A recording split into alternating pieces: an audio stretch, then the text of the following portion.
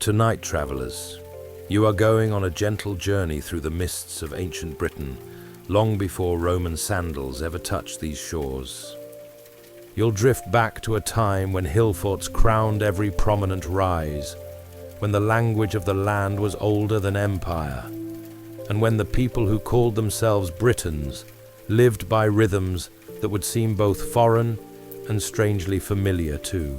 You now, let yourself settle in as we explore their world together, a world that moved slowly, deliberately, and in harmony with seasons that mattered more than any calendar could capture. So settle in, turn on a fan for that calm hum, and let's begin. It's approximately 100 BCE, and if you turned in a slow circle, you'd see something that would take your breath away, assuming you could catch it in this crisp autumn air that smells of wet earth and wood smoke. The landscape spreads before you like a patchwork quilt someone's grandmother started, but never quite finished. There are forests, yes, but not the managed, polite woodlands you might imagine. These are ancient, deciduous forests of oak and ash, beech and elm, with understories so thick that walking through them requires genuine determination and a good stick. The trees grow so densely in places that even at midday, the forest floor remains in perpetual twilight, carpeted with last year's leaves that squelch pleasantly beneath your feet. Between these forests lie the clearings, and there are more of them than you might expect. The tribes have been here for centuries, and they've been busy. Fields of barley and wheat catch the afternoon light, their stalks bending in waves that look almost choreographed. These aren't the neat, industrial fields of modern agriculture. They're irregular patches, shaped by the contours of the land rather than any grid system, bordered by low stone walls or hedgerows that themselves seem to have been growing here since time began. The rivers matter more than anything else in this landscape. They're the highways, the boundaries, the lifeblood of everything you see. The Thames, though nobody calls it that yet, winds through the southern territories like a silver ribbon someone dropped and forgot to straighten. Smaller streams branch off in every direction, and along their banks you'll find the signs of human habitation, clearings trampled by livestock, wooden fish traps that creak in the current, and the occasional dugout canoe tied to a willow stump. You notice the hills. Of course you notice the hills. They dominate this landscape with a quiet insistence that's hard to ignore. Some are gentle swells that barely deserve the name. Others thrust up from the surrounding countryside like fists, their tops artificially flattened in a way that tells you immediately, people did this. People with purpose and time, and an understanding of defensive architecture that would impress any military engineer. These are the hill forts, and they dot the landscape with remarkable frequency. From where you stand, you can see 3 of them without even trying. One sits about 5 miles to the west, its ramparts catching the late afternoon sun. Another hulked to the north, dark against the sky, smoke rising from within its walls in lazy columns. The third is barely visible to the east, just a darker line against the horizon that might be natural until you notice how perfectly circular it is. The air has a quality you don't find anymore. A clarity that comes from the absence of industrial pollution, certainly, but also from something else. It's alive with pollen in the spring, with the smoke of 1,000 cooking fires in the evening, and with the salt tang from the sea even this far inland when the wind blows right. In winter, it carries the sharp, clean smell of snow from the mountains to the north. In summer, it's heavy with the scent of wildflowers whose names have been lost to time. Meadowsweet and lady's bedstraw, yarrow and wild thyme. The Romans will eventually call the people here Britons, lumping together dozens of distinct tribal groups under one convenient label. But that's years away still. Right now, if you ask the people who live here what they call themselves, you'd get a different answer depending on which valley you're standing in. The Catuvalauni, perhaps, or the Trinovantes, the Duratriges, or the Iceni, names that roll off the tongue with a music that the Latin language will later try to preserve, but never quite capture. The population density would surprise you. This isn't some empty wilderness waiting for civilization to arrive. There are people everywhere, maybe 500,000 of them, scattered across what will become England and Wales, living in settlements that range from isolated farmsteads to proto-towns that house several thousand inhabitants. You can't see them all from here, obviously, but you can see the signs, the smoke rising from valleys, the cleared fields that march up hillsides in terraces, and the tracks worn into the landscape by generations of feet and cartwheels and cattle. Hooves. One of these tracks passes near where you're standing. It's not a road, not in the Roman sense that will soon redefine that term.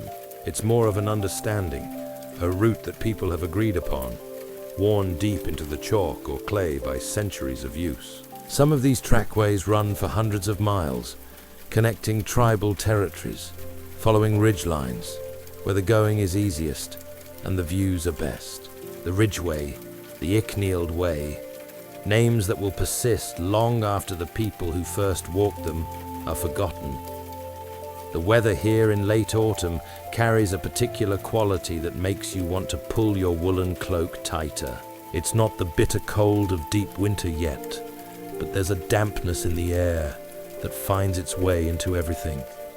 Morning mists cling to the valleys until nearly noon, turning the landscape into something from a half-remembered dream.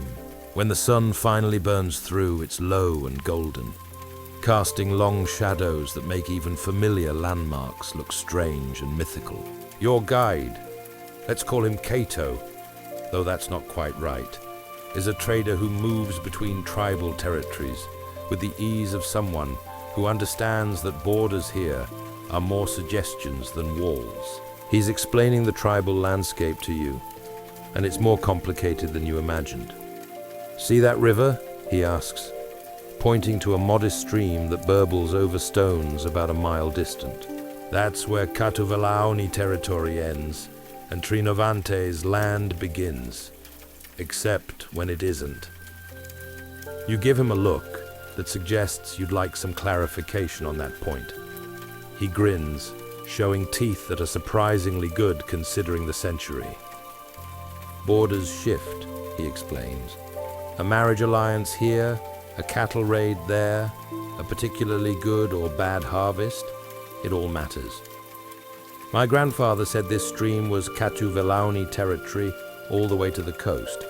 My father said the Trinovantes pushed them back to the next ridge. I say it depends on whether you're asking the Catuvalauni or the Trinovantes, and whether either of them had a good breakfast that morning. The tribal territories of Britain before Rome aren't clean lines on a map.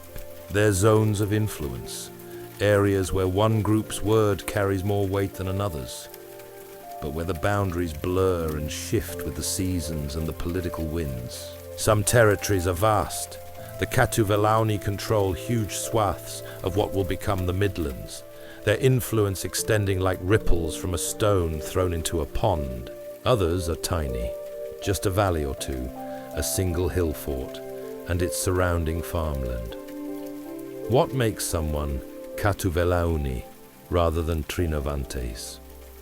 It's a question with several answers, and Cato is happy to provide them all as you walk. First, there's lineage. Who your parents were and who their parents were, going back generations in an oral genealogy that some people can recite for an hour without pausing. Second, there's location. You're Catuvalauni if you live in Catuvalauni territory and accept their leadership. Third, and perhaps most importantly, there's loyalty. You're Catuvalauni if you say you are, if you fight in their battles, if you bring your disputes to their assemblies, and if you recognize their chieftains as having authority over you. The tribes aren't ethnic groups in the way you might think of them.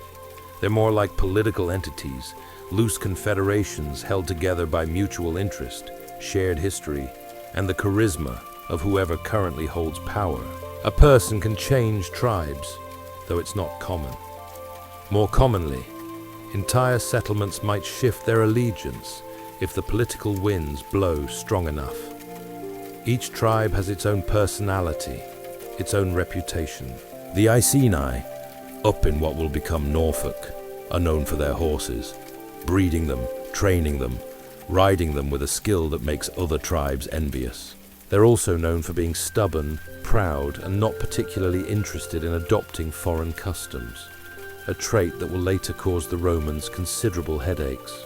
The Trinovantes, occupying the lands north of the Thames estuary, have a reputation as traders and diplomats. Their territory includes some of the best harbours on the eastern coast, and they've grown wealthy from trade with the continent. They're the tribe most likely to have exotic goods from Gaul or even further afield, and they're not shy about showing off their continental connections.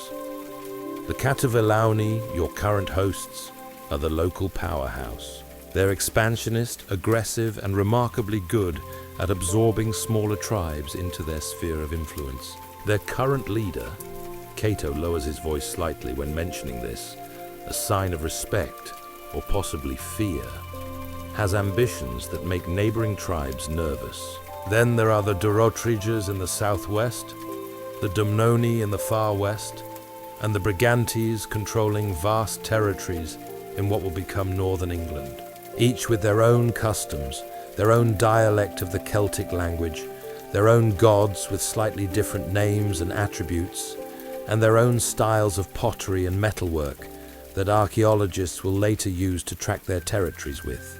Remarkable precision. The thing is, they're all related.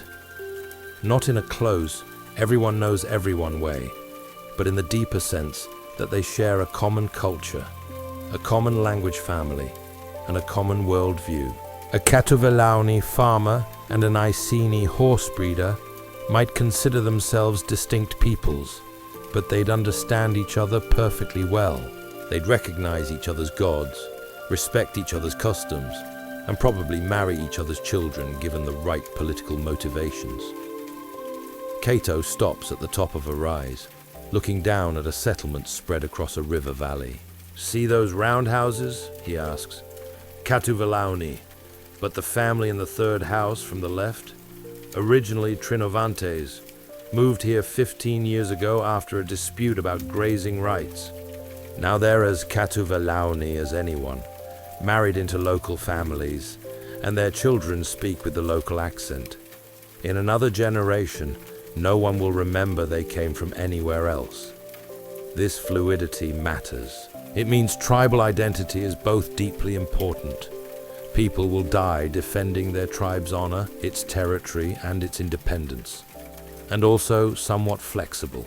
It's not a paradox exactly, more like a recognition that identity is something you perform as much as something you are.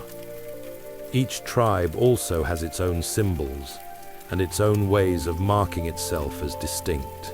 The Catuvellauni favor a particular style of metalwork, with designs that emphasize flowing, organic shapes, spirals within spirals, curves that lead the eye in endless loops.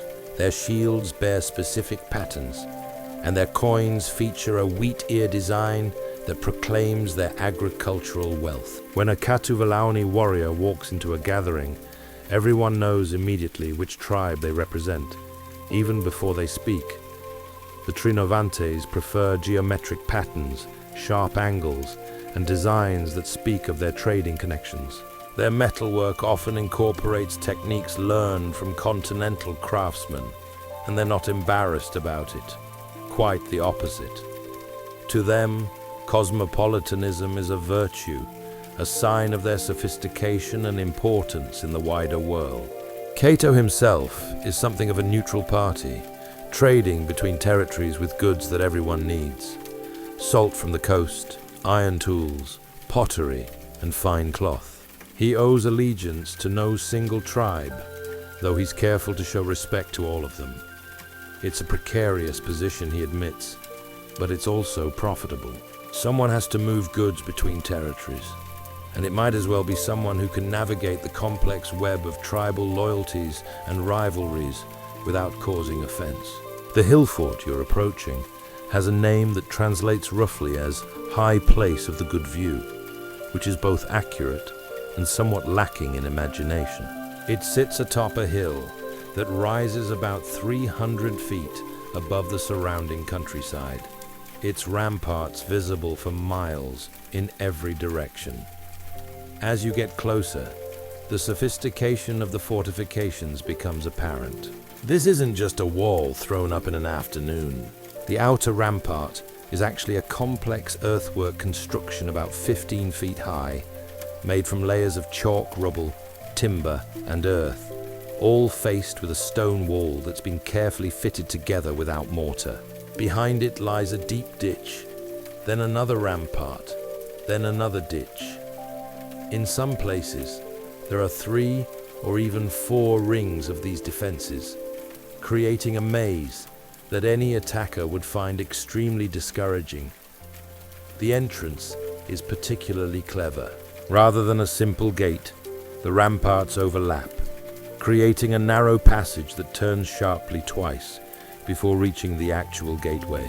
This means attackers would have to bunch up, lose momentum, and expose their unshielded right sides to defenders on the walls above, assuming they made it that far.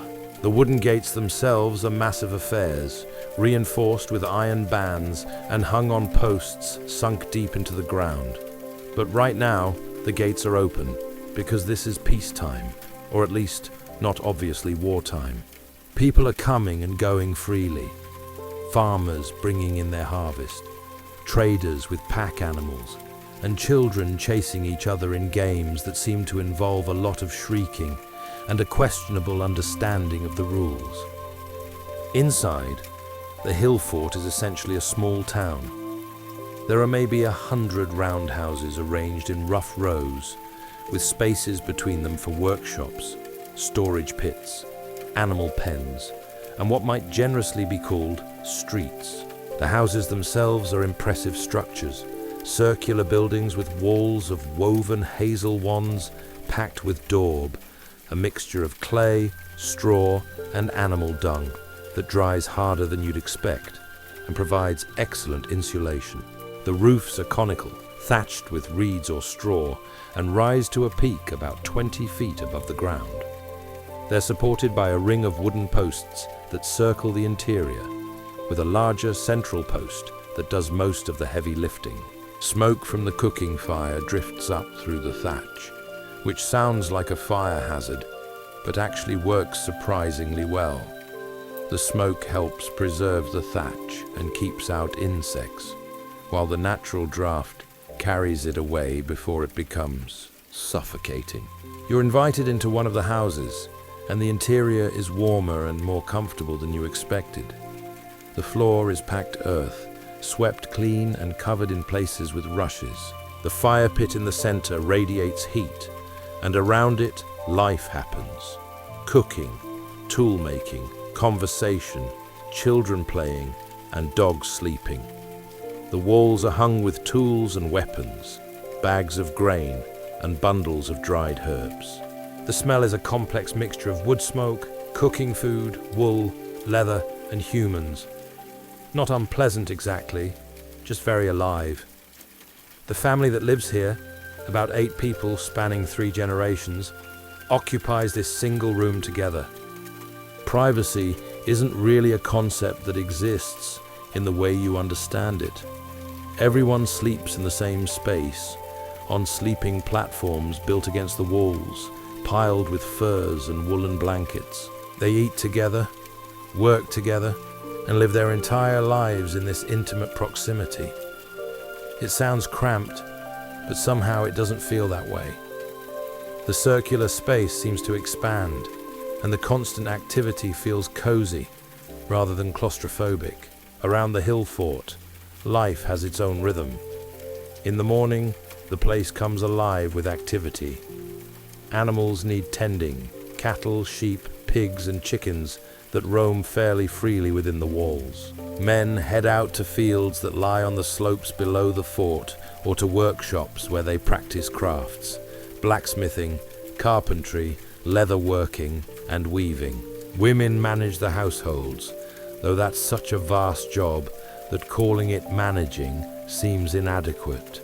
They're cooking, spinning, weaving, making pottery, preserving food, teaching children, practicing their own crafts, and somehow finding time to gossip and laugh and live. Children are everywhere, largely unsupervised by modern standards, but watched over collectively by the entire community. They're learning by doing, helping with chores, playing at adult activities, and absorbing the skills and knowledge they'll need through constant observation and practice. A 5-year-old might spend the morning helping their mother card wool, mostly tangling it. The afternoon watching their father repair a tool, mostly in the way, and the evening playing games with other children that unconsciously teach them the social skills they'll need as adults. The hill fort also houses the tribe's elite, the chieftain and his family, the warriors who form his retinue, the druids who handle religious matters, and the skilled craftsmen whose work is valuable enough to support them full-time. These people live in larger roundhouses, wear finer clothes, own more goods, and generally make their status apparent without being too obnoxious about it. It's a hierarchical society, but the hierarchy is based on personal relationships, loyalty, and demonstrated ability rather than any formal class system. Your day in the hill fort begins before dawn, whether you want it to or not. The roosters see to that, and once one starts, they all join in like some sort of competitive crowing tournament. You pull your woolen blanket tighter and consider the possibility of sleeping through it. But the smell of barley porridge cooking over the fire suggests that might be a losing battle anyway. The fire has been kept burning all night. Letting it go out would be wasteful and possibly unlucky, and someone has already added fresh wood and gotten the morning meal started. It's a communal effort, this daily survival, with tasks divided not by any written schedule, but by long-established custom and the general principle that everyone contributes what they can. The morning meal is simple. Porridge made from hulled barley, maybe enriched with a bit of milk or honey if you're lucky, served in wooden bowls that have been smoothed by years of use. There's bread too, flat bread baked on hot stones at the edge of the fire, dense and filling. You tear off a piece and dip it in the porridge, and it's actually pretty good. Certainly better than you expected from Iron Age breakfast. After eating, people scatter to their various tasks. Some of the men are heading down to the fields, carrying tools that they'll need for the day's work. This late in autumn, the main harvest is already in, stored in those impressive underground pits you noticed yesterday. But there's still plenty to do. Winter wheat to sow, fields to prepare for next year, and fences to repair before the weather turns truly nasty. You follow one group down the hillside, walking along a path worn into the chalk by countless feet. The fields spread below you in irregular patches, divided by low stone walls and hedgerows. These aren't the neat rectangular fields of modern agriculture. They follow the contours of the land, shaped by practical considerations rather than aesthetic ones. The work is hard but not constant. The men work in bursts, then stop to rest, chat, and pass around a leather flask of something that might be beer or might be water. It's hard to tell from here. Their techniques would seem primitive to a modern farmer, but they're actually quite sophisticated for the technology available. They understand crop rotation, leaving fields fallow to restore fertility. They know which crops grow well together, which ones exhaust the soil, and how to read the weather and the season. Back up at the hill fort, other activities are in full swing. In one of the workshops, a blacksmith is working iron, heating it in a charcoal furnace until it glows orange, then hammering it into shape on an anvil. The ringing of hammer on metal echoes across the enclosure, a sound that's both musical and decidedly unrelaxing. He's making a new blade for a plow, a task that requires genuine skill. Iron is valuable, imported from deposits elsewhere in Britain, or sometimes from the continent, and wasting it through poor workmanship would be expensive and embarrassing. Nearby, a potter works at her wheel, though wheel is generous. It's more of a turntable, rotated by hand or foot, but she uses it with practiced ease to throw pots of surprising elegance.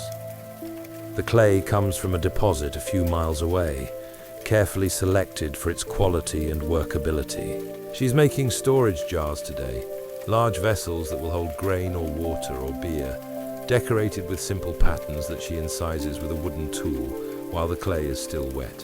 The textile work is everywhere. Women sit in doorways or sunny spots, spinning wool into thread using drop spindles, the ancient version of mindless but productive work.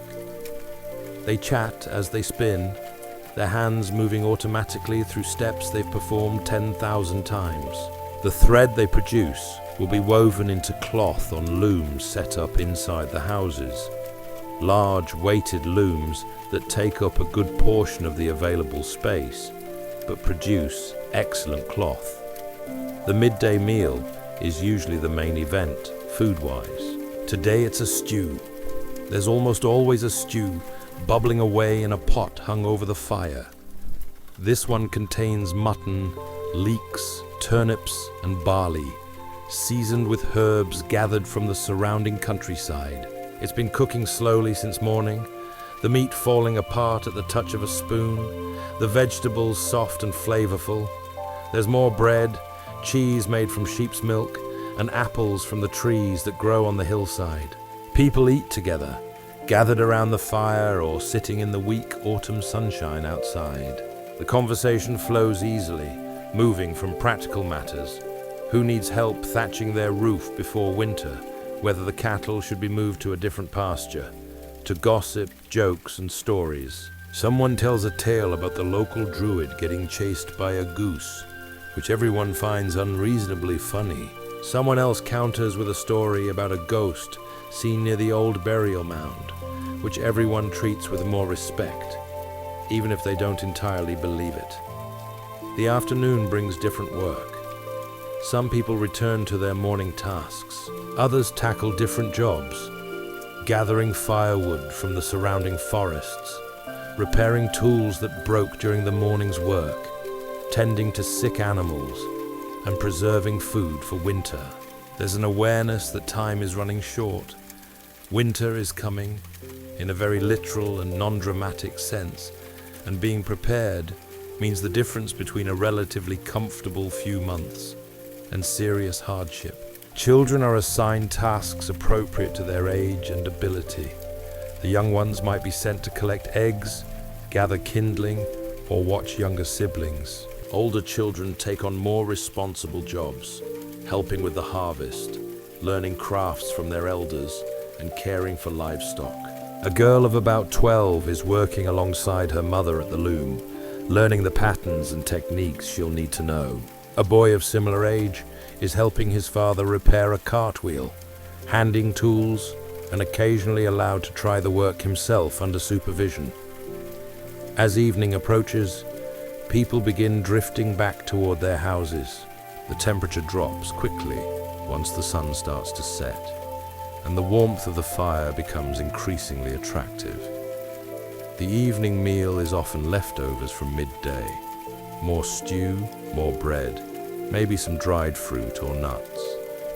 It's eaten earlier than you might expect, timed to the fading light rather than any clock.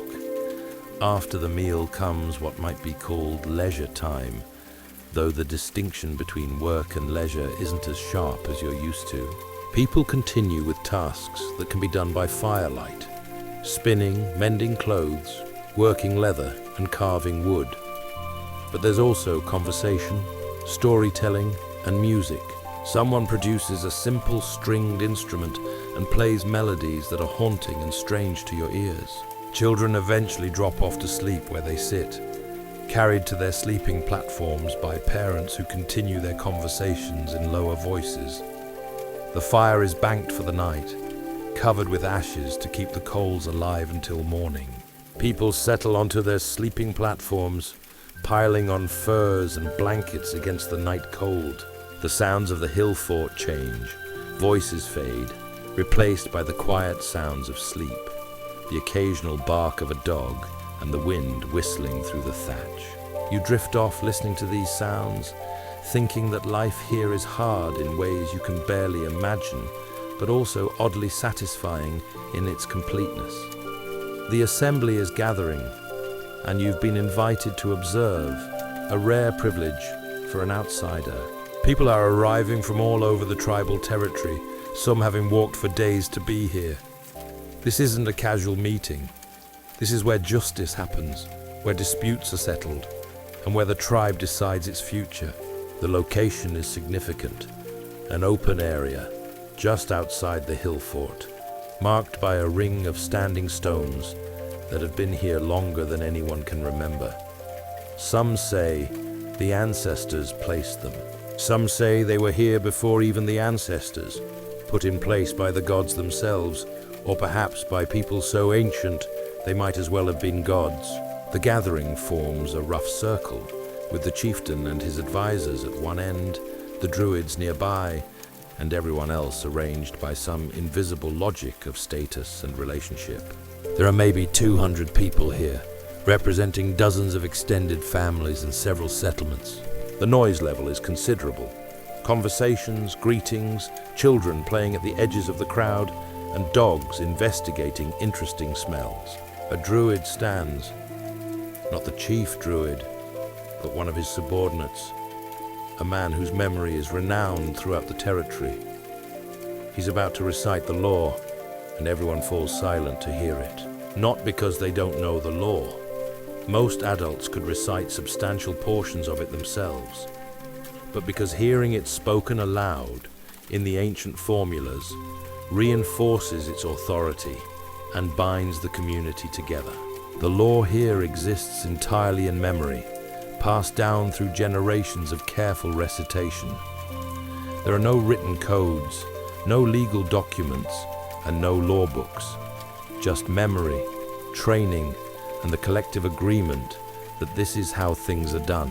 It sounds fragile, but it's actually remarkably stable. Laws change slowly when they exist in memory, and changes require community consensus in a way that written laws don't. The Druid's recitation is beautiful in its way, rhythmic, repetitive, and using formulaic phrases that aid memory and give the law a quality of timeless authority. He speaks of property rights, inheritance, marriage, injury, theft, and murder. The penalties are specific. So many cattle for this offense, so much silver for that one, and exile for the worst crimes. Everything is measured, balanced, and designed to restore harmony rather than simply punish wrongdoing.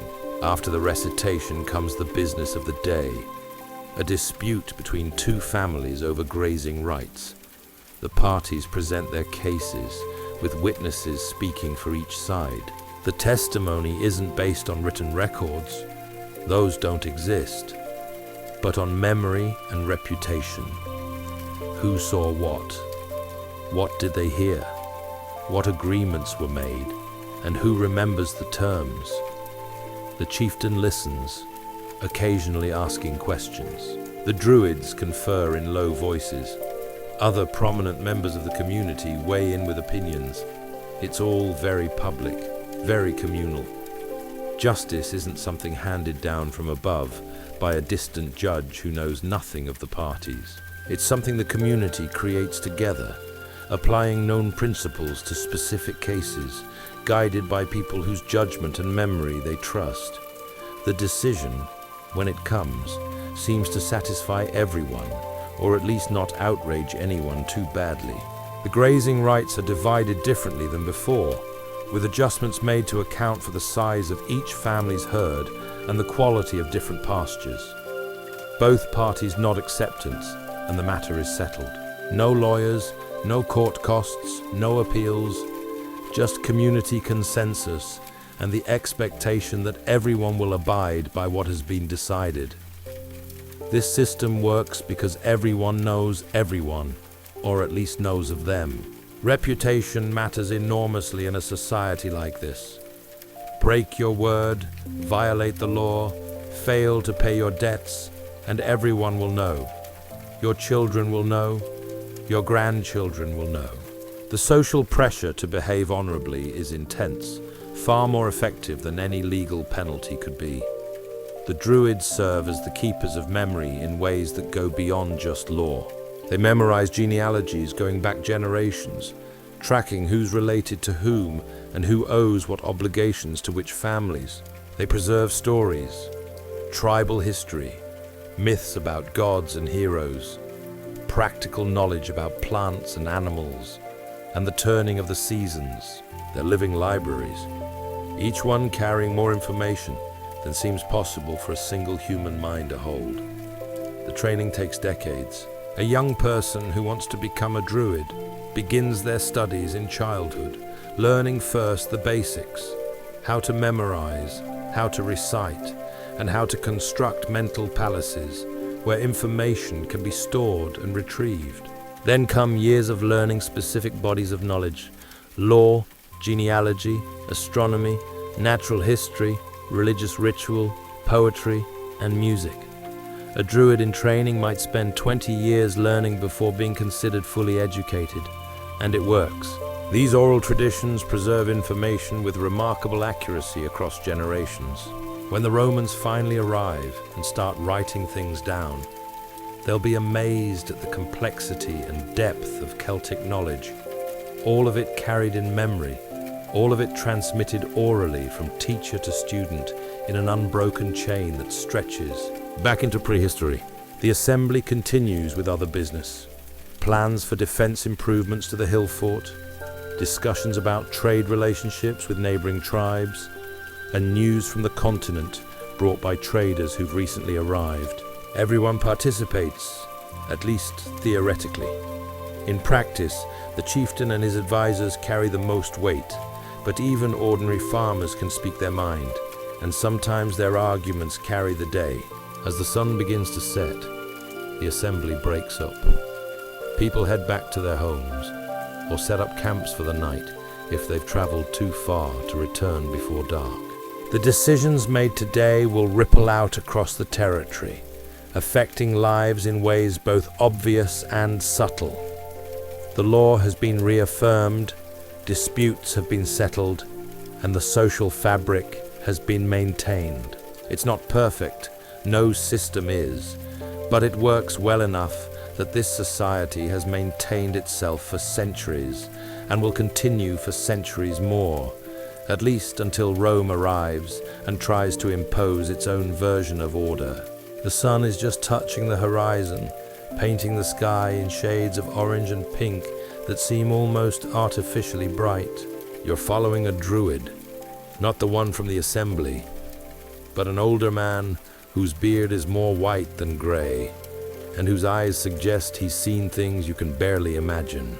He's taking you to a sacred grove, a place where the boundary between the mortal world and the realm of the gods is particularly thin.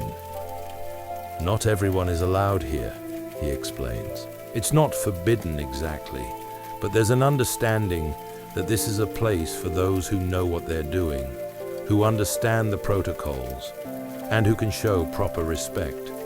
The grove sits in a valley about an hour's walk from the hill fort. As you approach, the quality of the forest changes. The trees grow larger and older, their trunks thick enough that it would take 3 people linking hands to circle them. The light filters down through layers of leaves in a way that makes everything seem slightly unreal, slightly elsewhere. At the center of the grove, there's a spring, water bubbling up from the earth, cold and clear, flowing over stones worn smooth by millennia of current. Around it, someone has built a small shrine, wooden posts carved with spiraling designs, offerings placed carefully on flat stones. There are flowers, even this late in the season, small clay figurines, roughly human-shaped, strips of cloth tied to branches, each one representing a prayer or a hope or a thank you. The druid kneels by the spring and performs a ritual that seems to be equal parts prayer and casual conversation. He's talking to the spring itself, or perhaps to the goddess who lives in it. The distinction isn't entirely clear and possibly isn't important. He's asking for blessings, for health for the tribe, for good harvests, and for safety in the coming winter. But he's also just talking, updating the goddess on tribal news, telling her about births and deaths, and sharing gossip in a way that makes her seem less like a distant deity and more like a respected elder who lives just beyond sight. The relationship between the Celts and nature is intimate in a way that's hard to capture in words. It's not worship exactly, though there's certainly reverence. It's more like a recognition that the natural world is alive in ways that matter, that it has power and agency, and that it demands respect and offers blessings to those who understand how to ask properly. Every feature of the landscape has significance. Rivers aren't just water flowing from point A to point B. They're living entities, goddesses or gods depending on the tradition, deserving of respect and offerings. Hills aren't just geological features. They're dwelling places of spirits, or perhaps sleeping giants, or the burial places of ancient heroes whose presence still watches over the land. Trees hold particular importance. The oak is sacred above all others, associated with the chief god of the pantheon, and home to mistletoe, which itself has powerful magical properties. Ash trees bridge the worlds, their roots reaching deep into the earth while their branches stretch toward the sky. Yew trees, which can live for thousands of years, connect the present to the distant past and the far future, making them perfect markers for sacred sites. The Druids are the intermediaries between the human community and these natural powers. They're the ones who know which herbs cure which ailments, which trees should never be cut, what the flight of birds means, and how to read the future in the movement of clouds or the behavior of animals. Their knowledge is practical. They're essentially doctors, astronomers, and environmental scientists. But it's also spiritual, bound up with understanding the sacred. The year turns according to natural cycles marked by festivals that divide time into manageable pieces. There's Samhain, when the barrier between the living and the dead becomes thin, when the old year dies and the new year begins. There's Imbolc, marking the first stirrings of spring, sacred to the goddess of fire and healing. There's Beltane, celebrating fertility and growth, when cattle are driven between fires for blessing and protection. There's Lugnasa, the harvest festival, giving thanks for the grain that will keep everyone alive through winter.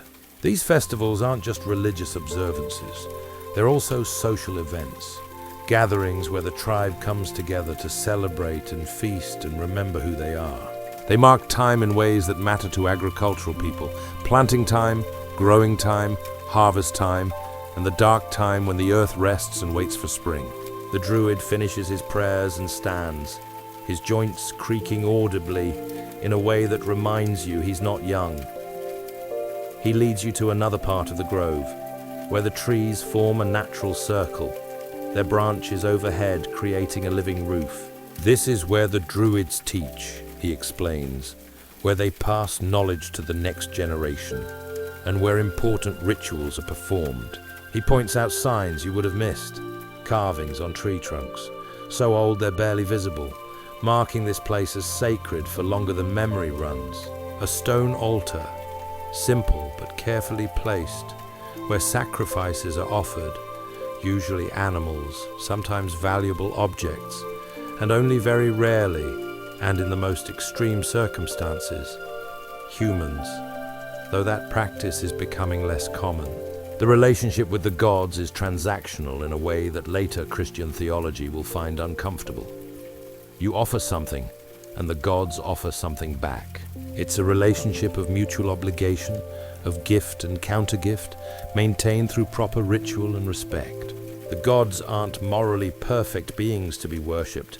They're powerful entities to be negotiated with, honored, and occasionally avoided if they're in a bad mood. As darkness falls, the grove takes on a different character. Shadows deepen between the trees. The sound of the spring seems louder, more insistent. Small animals move through the underbrush, their rustling suggesting things larger and stranger than squirrels. You understand suddenly why people treat this place with such respect. There's something here, some presence or quality that makes the hair on your arms stand up in a way that has nothing to do with the evening chill. The druid leads you back toward the hill fort, moving confidently through the darkening forest. Along the way, he points out other sacred sites, a particular oak where offerings are left, a standing stone that marks a boundary between territories and between worlds, and a stream where it's customary to throw valuable objects as gifts to the water goddess. This is a landscape alive with meaning, every feature carrying stories and significance that go back generations or centuries or longer. The Romans, when they arrive, will try to suppress this, to replace it with their own gods and their own understanding of the sacred. But they'll never entirely succeed, because the connection between the Celts and their landscape runs deeper than any occupying power can erase. The morning brings traders to the hill fort, a small caravan of men and pack animals, muddy from travel, carrying goods that immediately draw a crowd. These aren't local traders like Cato, familiar faces who move between nearby territories. These are long-distance traders, men who've traveled from the coast, possibly from the continent itself, bringing goods that aren't available locally.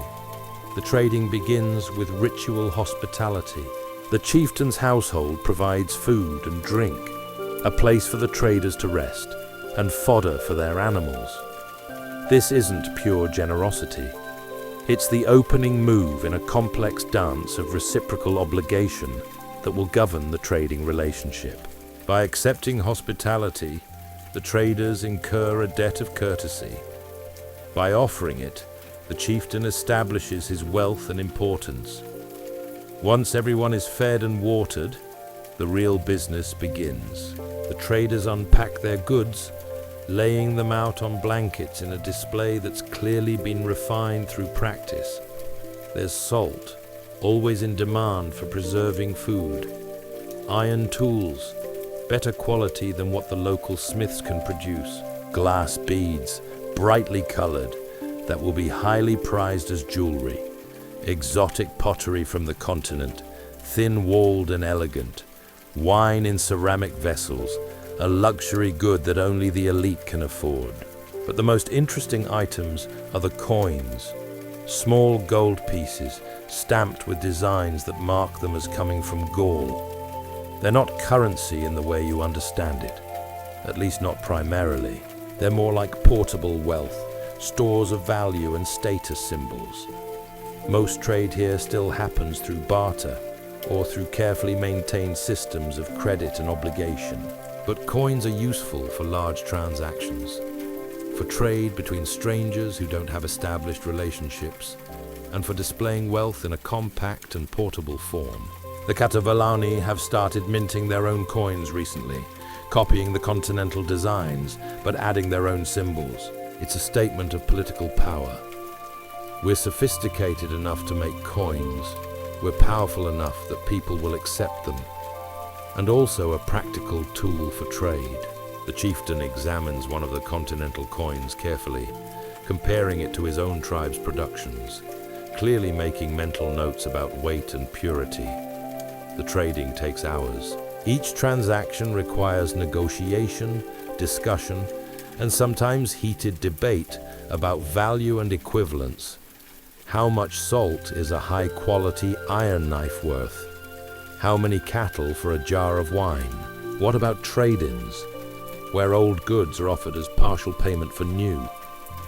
It's complex, and everyone involved seems to be enjoying themselves enormously. The haggling as much entertainment as business. What's being exchanged here isn't just goods, it's information. The traders bring news from other territories, reports of harvests and shortages, rumors about tribal politics, and gossip about who's feuding with whom. This information is valuable in its own right, helping the chieftain make decisions about alliances and strategies. You learn that trade networks extend far beyond what you imagined. Goods move from the Mediterranean to Britain, and from Britain back to the continent in chains of exchange that span thousands of miles. Irish gold ends up in Greece. Roman wine ends up in Scotland. Cornish tin, essential for making bronze, travels to workshops across Europe. British grain feeds armies in Gaul.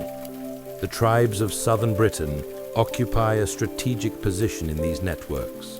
They control access to valuable resources, tin from Cornwall, lead from the mountains, and grain from the fertile lowlands. But they're also consumers, hungry for exotic goods that mark status and sophistication. Continental wine, fine pottery, luxury textiles. These things flow into Britain in exchange for raw materials and agricultural products. The traders also deal in less tangible goods. They're sometimes intermediaries for arranging marriages between tribal elites, carrying messages, and facilitating diplomatic contacts. A chieftain's daughter might marry into a continental tribe, cementing an alliance that benefits trade relationships. A promising young warrior might travel with traders to serve in a continental chieftain's war band, gaining experience and bringing back new techniques and ideas. The druids sometimes trade as well, or rather, they exchange knowledge. A druid might travel to the continent to study with teachers there, learning new aspects of their craft and bringing back astronomical observations, medical techniques, or religious practices. This intellectual exchange helps maintain a common Celtic culture across vast distances, despite the lack of any central authority or political unity. As the day wears on, deals are struck, goods change hands, and new relationships are established, or old ones reinforced.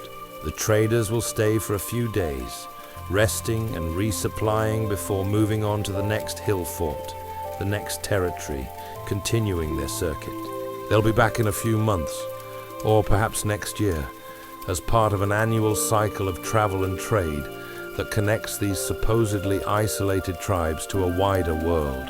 One of the younger traders, more talkative than his companions, tells you about his journeys. He's been to Gaul multiple times, once even making it as far as Roman territory, though he stayed away from the actual Romans.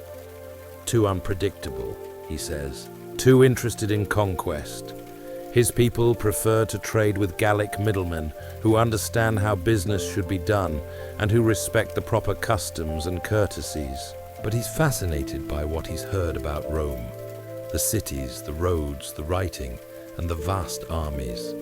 It sounds almost mythical, too large and organized to be quite real. Britain feels very far from all that, protected by the sea, its tribal squabbles and trade networks and seasonal rhythms continuing as they have for centuries.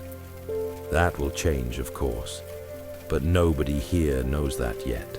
For now, the traders pack up their remaining goods, accept final hospitality from the chieftain, and prepare to move on. The cycle continues, the networks maintain themselves, and Britain remains its own world, connected to but distinct from the greater currents of history flowing across the channel. The chieftain's roundhouse is larger than any other in the hill fort, sitting at the highest point within the fortifications, with views in every direction. You've been invited to attend a council meeting, another rare privilege that suggests either great trust or great curiosity about what you represent. Inside, the space is impressive. The roundhouse is perhaps 60 feet across, with a central hearth that could roast an entire ox. The walls are hung with weapons, not just practical ones, but decorative pieces, beautifully made, obviously valuable. There are shields with intricate bronze decorations, swords with patterned blades, and spears with elaborately carved shafts. These are as much wealth displays as functional equipment, announcing to anyone who enters that the man who lives here commands resources and loyalty. The chieftain himself is surprisingly unassuming at first glance, a man in his 40s, broad-shouldered and weather-beaten, who could easily be mistaken for a prosperous farmer. But watch him for a few minutes, and you notice things. The way other men defer to him, not obsequiously, but with genuine respect. The quality of his clothes, fine wool and good leather. The gold torque around his neck, massive and beautifully worked. And most of all, the way he listens, actually listens, to the men gathered around him. The council is informal in structure, but clearly important. These are the chieftain's advisors, the prominent men of the tribe, war leaders, heads of important families, the chief druid, and a few wealthy farmers who support matters. They're discussing the same issues that councils have discussed for millennia: defense, trade, justice, resources, and politics. The specific concern today is their relationship with the neighboring Trinovantes. Tensions have been rising. There have been disputes over territory, accusations of cattle theft, and insults exchanged that can't be easily smoothed over. The question is whether to pursue a more aggressive stance or work toward reconciliation. The war leader argues for strength. They should mass warriors on the border, make a show of force, and demonstrate that the Catuvelauni won't be pushed around.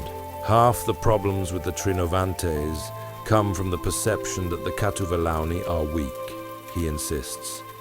Show strength, and the problems will resolve themselves. The chief druid counsels caution. War is expensive in lives and resources. The harvest is in, but winter is coming. This is the worst time to start a conflict that might drag on. Better to pursue diplomacy, send gifts, arrange a meeting between chieftains, and find a face-saving compromise. Others weigh in with their opinions.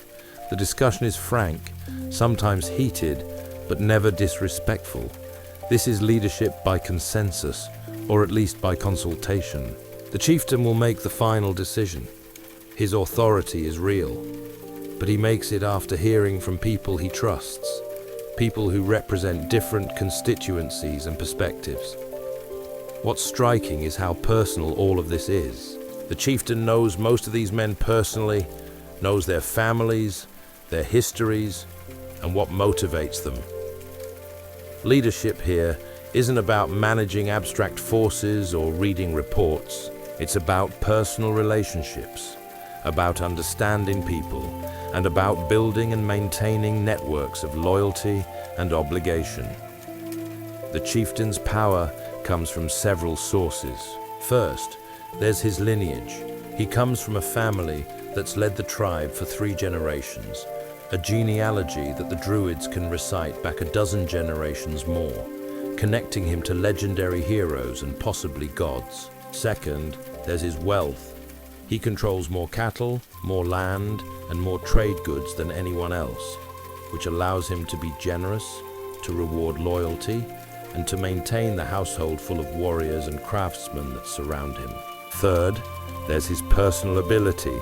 He's proven himself in war, shown good judgment in peace, and earned respect through his actions rather than just inheriting a title. But his power isn't absolute. If he loses the support of the prominent families, if he makes too many bad decisions, or if he violates custom too flagrantly, he could find himself replaced. The Celts have traditions for deposing inadequate leaders, sometimes peacefully through political maneuvering, sometimes violently through rebellion or assassination. Leadership must be earned continuously, not just once. After lengthy discussion, the chieftain makes his decision. They'll pursue diplomacy, but from a position of strength. He'll send ambassadors to the Trinovantes and offer negotiations, but he'll also gather warriors and make sure everyone knows they're ready if negotiations fail. It's a compromise that seems to satisfy most of the council, combining the diplomatic approach with enough display of force to avoid looking weak. The meeting breaks up, men dispersing to carry out various tasks. You notice the chieftain's household beginning preparations for a feast. Apparently, the decision deserves celebration, or perhaps the feast was planned regardless, and this is just how important business is concluded. The two aren't mutually exclusive in this culture, where hospitality and politics blend seamlessly. The feast that evening is generous, but not extravagant. A nice balance that displays the chieftain's wealth without seeming wasteful.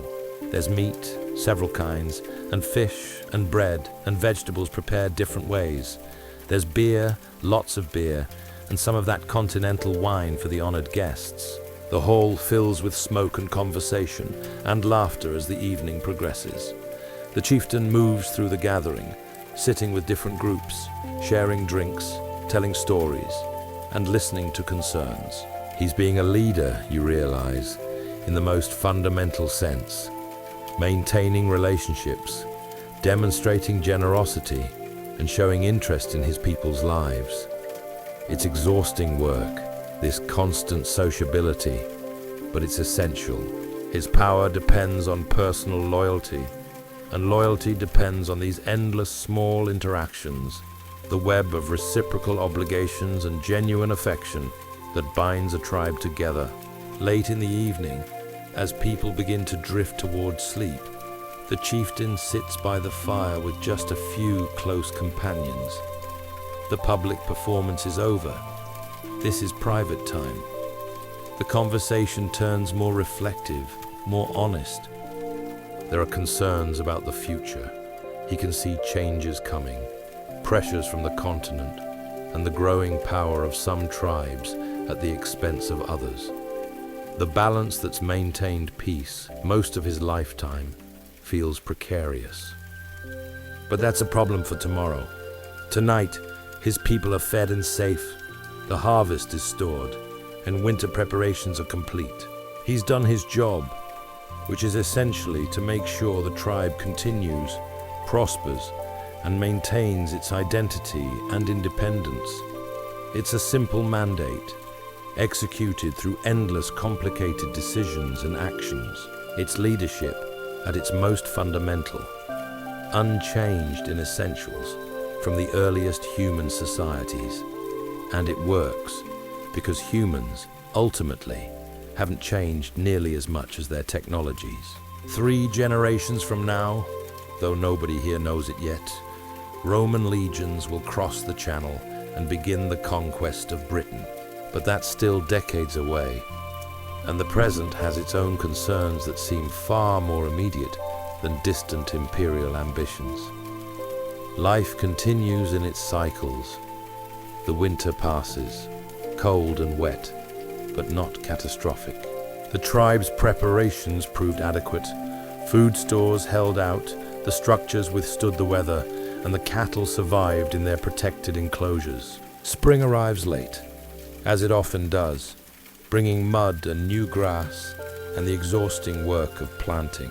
You're witnessing a society at a particular moment, neither primitive nor civilized by the judgments that will later be imposed, just itself, functioning according to its own logic and values.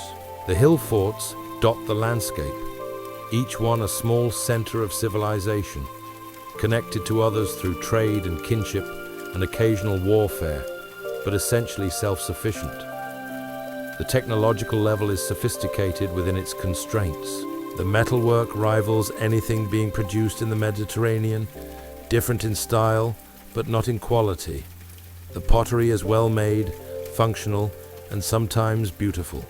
The textiles are excellent, producing cloth that will wear for years. The agricultural techniques feed everyone most years, with surpluses to trade or store against harder times. But there's no writing, beyond the occasional mark scratched on a pot to identify its owner. No cities, in the sense the Romans would recognize. No central government beyond the tribal level. No professional army, just warriors who are primarily farmers. No complex bureaucracy. No taxation system. no extensive legal code written in stone.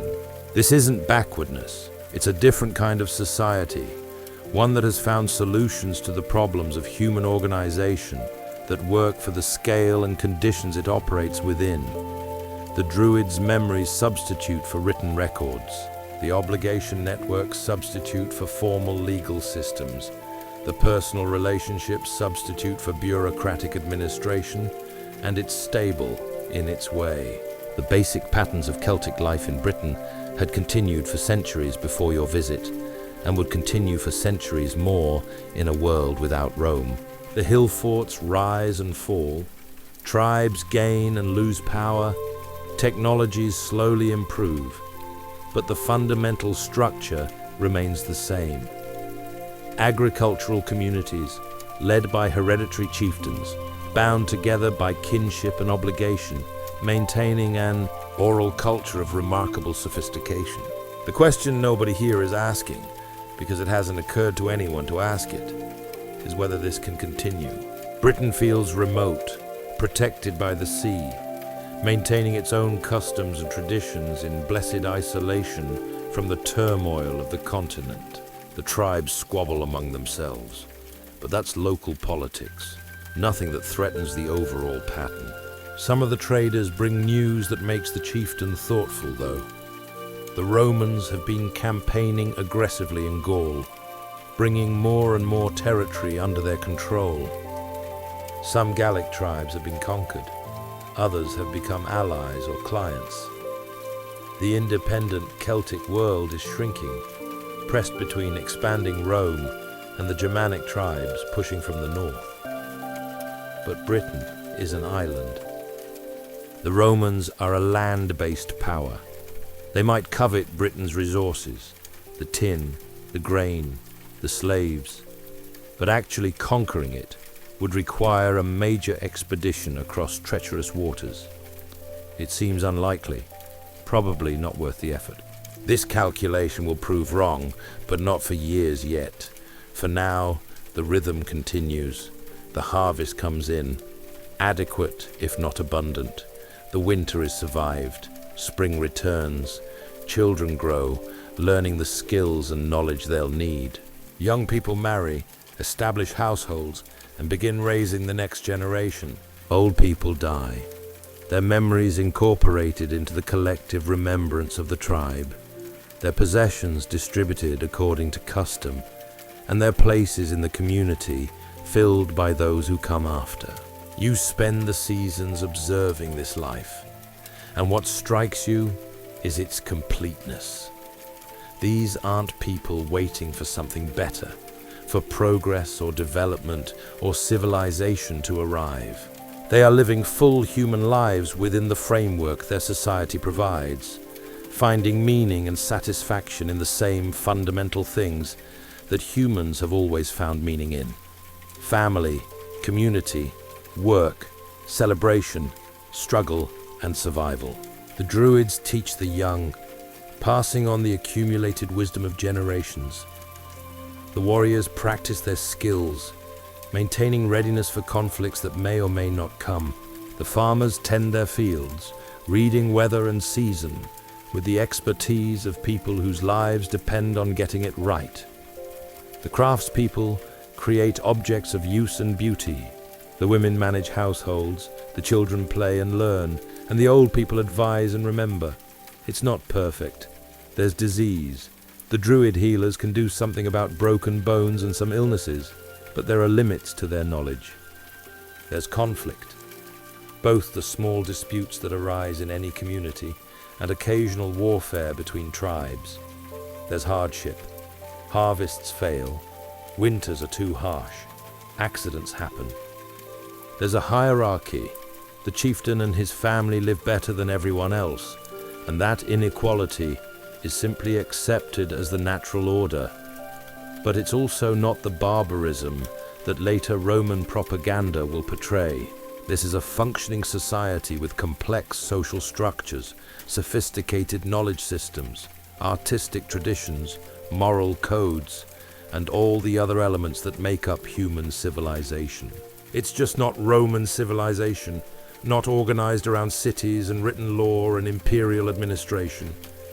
As autumn approaches again, the cycle preparing to repeat, you stand on the hill fort ramparts and look out over the landscape.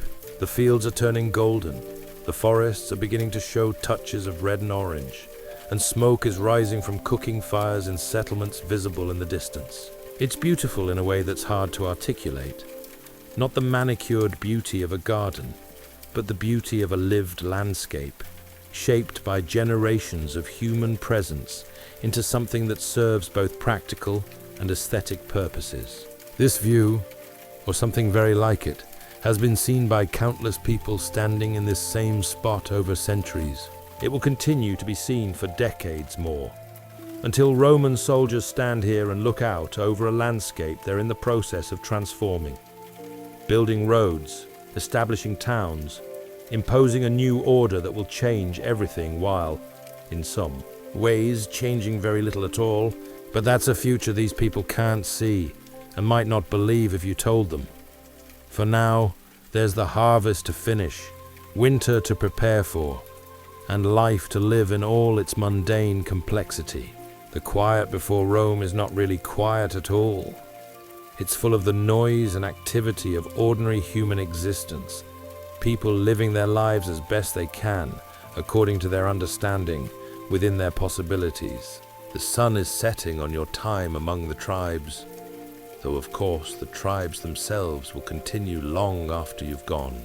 But standing here in the gathering darkness, watching the last light fade from the western sky, while the hill fort behind you settles into its evening routines, you find yourself thinking about what will remain. The hill forts themselves will last, in a sense. Their earthwork ramparts will erode slowly over centuries, but they'll never entirely disappear. 2,000 years from now, people will still be able to walk these circuits, trace the lines of the defenses, stand where you're standing, and look out over landscapes that have changed almost beyond recognition, but retain some fundamental character. The language will survive, though transformed.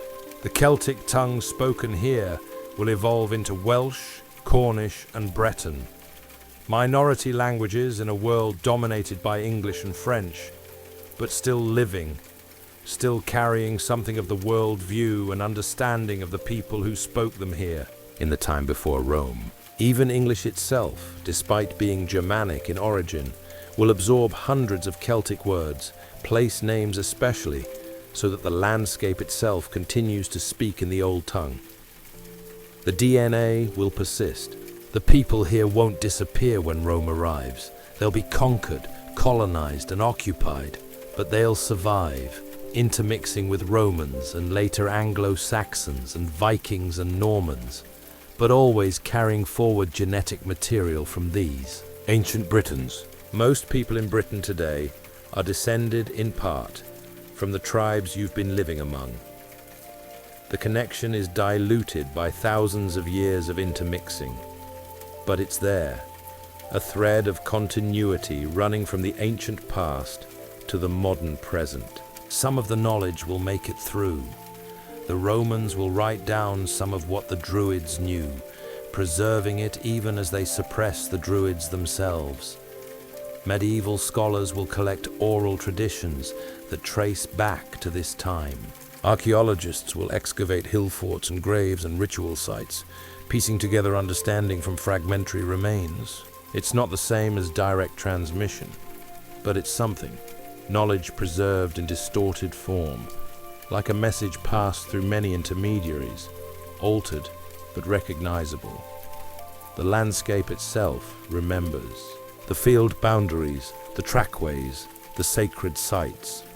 Many of them will continue in use, incorporated into Roman Britain, then Anglo-Saxon England, then medieval Christendom, then modernity, but maintaining their function across the centuries. A road that started as a Celtic trackway might be paved by the Romans, maintained through the medieval period, asphalted in the 20th century, and still carry traffic today, the same route serving the same purpose for 2,000 years. But other things will be lost.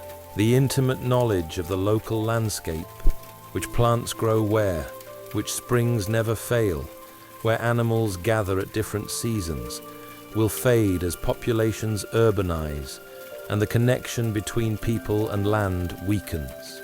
The oral traditions, with their vast stores of memorized information, will disappear when writing makes memory less essential and when the Druids themselves are suppressed by Roman authorities. The social structures based on personal relationships and face-to-face interaction will evolve into impersonal bureaucracies as scale increases beyond what the old systems can handle. The conquest, when it comes, will be traumatic. Hill forts will be besieged and burned. Warriors will die in battle. The chieftain's authority will be superseded by Roman governors. The old ways will be suppressed, discouraged, and transformed. But it won't be total cultural annihilation, more like a forced merger, where the conquered culture persists underground in daily practices and private beliefs, even as the public face becomes Roman. Over time, the synthesis will create something new that's neither purely Roman nor purely Celtic, but some combination of both. Roman cities will arise, but with populations that are mostly native Britons. Roman law will govern, but Celtic traditions will influence its application. Latin will become the official language, but Celtic languages will continue in daily use for centuries. The gods will officially become Roman, but often they'll be Celtic gods in Roman dress, or Celtic gods simply renamed. The essential knowledge that sustained the tribes, how to work metal, grow crops, manage livestock, and navigate terrain, will mostly survive because it's too useful to abandon. The technologies will improve with Roman input, but the foundational understanding comes from centuries of Celtic experience. The landscape management, the agricultural systems, and the craft techniques, these represent accumulated wisdom that any sensible conqueror would preserve rather than replace.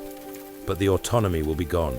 The tribes will lose their independence, their ability to make their own decisions about their own futures. They'll become subjects rather than citizens of their own societies, paying taxes to Rome, providing soldiers for Roman armies, and seeing their resources extracted for imperial purposes. It's not all loss. Roman rule brings roads, cities, trade networks, and legal protections, but it comes at the cost of self-determination. Some tribes will resist longer than others. Some will adapt more successfully, finding ways to maintain identity within the Roman system. Some leaders will prosper, learning to operate within Roman structures while retaining status and influence. Others will fade into obscurity or die fighting for a world that can no longer exist. The memory of pre-Roman Britain will become romanticized over time, transformed into stories of noble savages and druidic wisdom, Arthur and Merlin and Boudica, mixing history with legend in ways that would probably amuse and confuse the actual people who lived here. But even distorted memory is a kind of persistence, a way of saying that something important happened here, that these people mattered, that their existence left traces that continue to resonate. As full darkness falls, you make your way back down to the hill fort, to the warm glow of cooking fires and the sound of voices in conversation. Tomorrow you'll continue your journey, moving forward through time to an era where these questions of legacy and persistence have already been answered. But tonight, you're still here in the before time, when the future remains unknown and unknowable, when the tribes continue in their ancient patterns, and when Britain is still itself and not yet a province of Rome. The stars are emerging, the same patterns the Druids use for their observations, the same stars that have been watched from this hillside for centuries. They'll continue to be visible for centuries more, unchanging despite all the human drama unfolding beneath them. It's both comforting and unsettling. The reminder that individual humans and even entire societies are temporary, while the patterns continue regardless.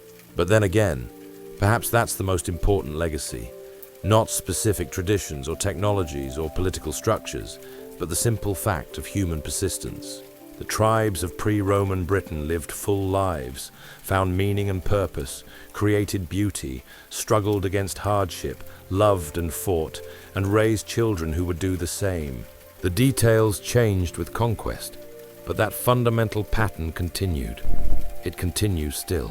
The people change, the languages change, the technologies change, but humans keep doing what humans do, living as best they can, according to their understanding, within their possibilities. And maybe that's enough. Maybe the legacy is simply the continuation, the endless chain of people living and dying and being remembered and forgotten and living again, altered but unbroken, from the ancient past to the uncertain future. The tribes who lived before Rome arrived were part of that chain. So are you. So is everyone who comes after. The fire in the hearth burns warm. The night outside is quiet, and somewhere in the darkness, the wheel of time continues its slow turn, carrying everyone forward into whatever comes next. You stand at the edge of a vast oak forest in what will one day be called Gaul, though no one here knows that name yet. The year is somewhere around 500 BCE, and the concept of recording this date would seem as strange to the people around you as trying to capture smoke in your hands.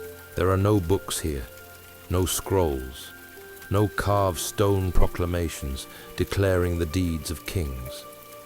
Knowledge exists only in the minds of those who remember, passed from breath to breath, from one generation's lips to the next generation's ears. The morning mist hasn't fully lifted from the valley, and you can smell the wood smoke from the roundhouses scattered across the hillside. Each dwelling is a marvel of practical engineering. Circular walls of wattle and daub, thatched roofs that shed rain like a duck's back, and doorways that always face east to greet the sun. The people who emerge from these homes move with the purposeful slowness of those who measure time by seasons rather than hours. There are no clocks here, no appointments to keep, and no schedules written in ink that might fade. In the center of the settlement, you notice a young man sitting cross-legged on a flat stone, his eyes closed, his lips moving silently. He's perhaps 14 or 15, at that awkward age where his limbs seem too long for his body. His name is Carantus, though you won't need to remember it.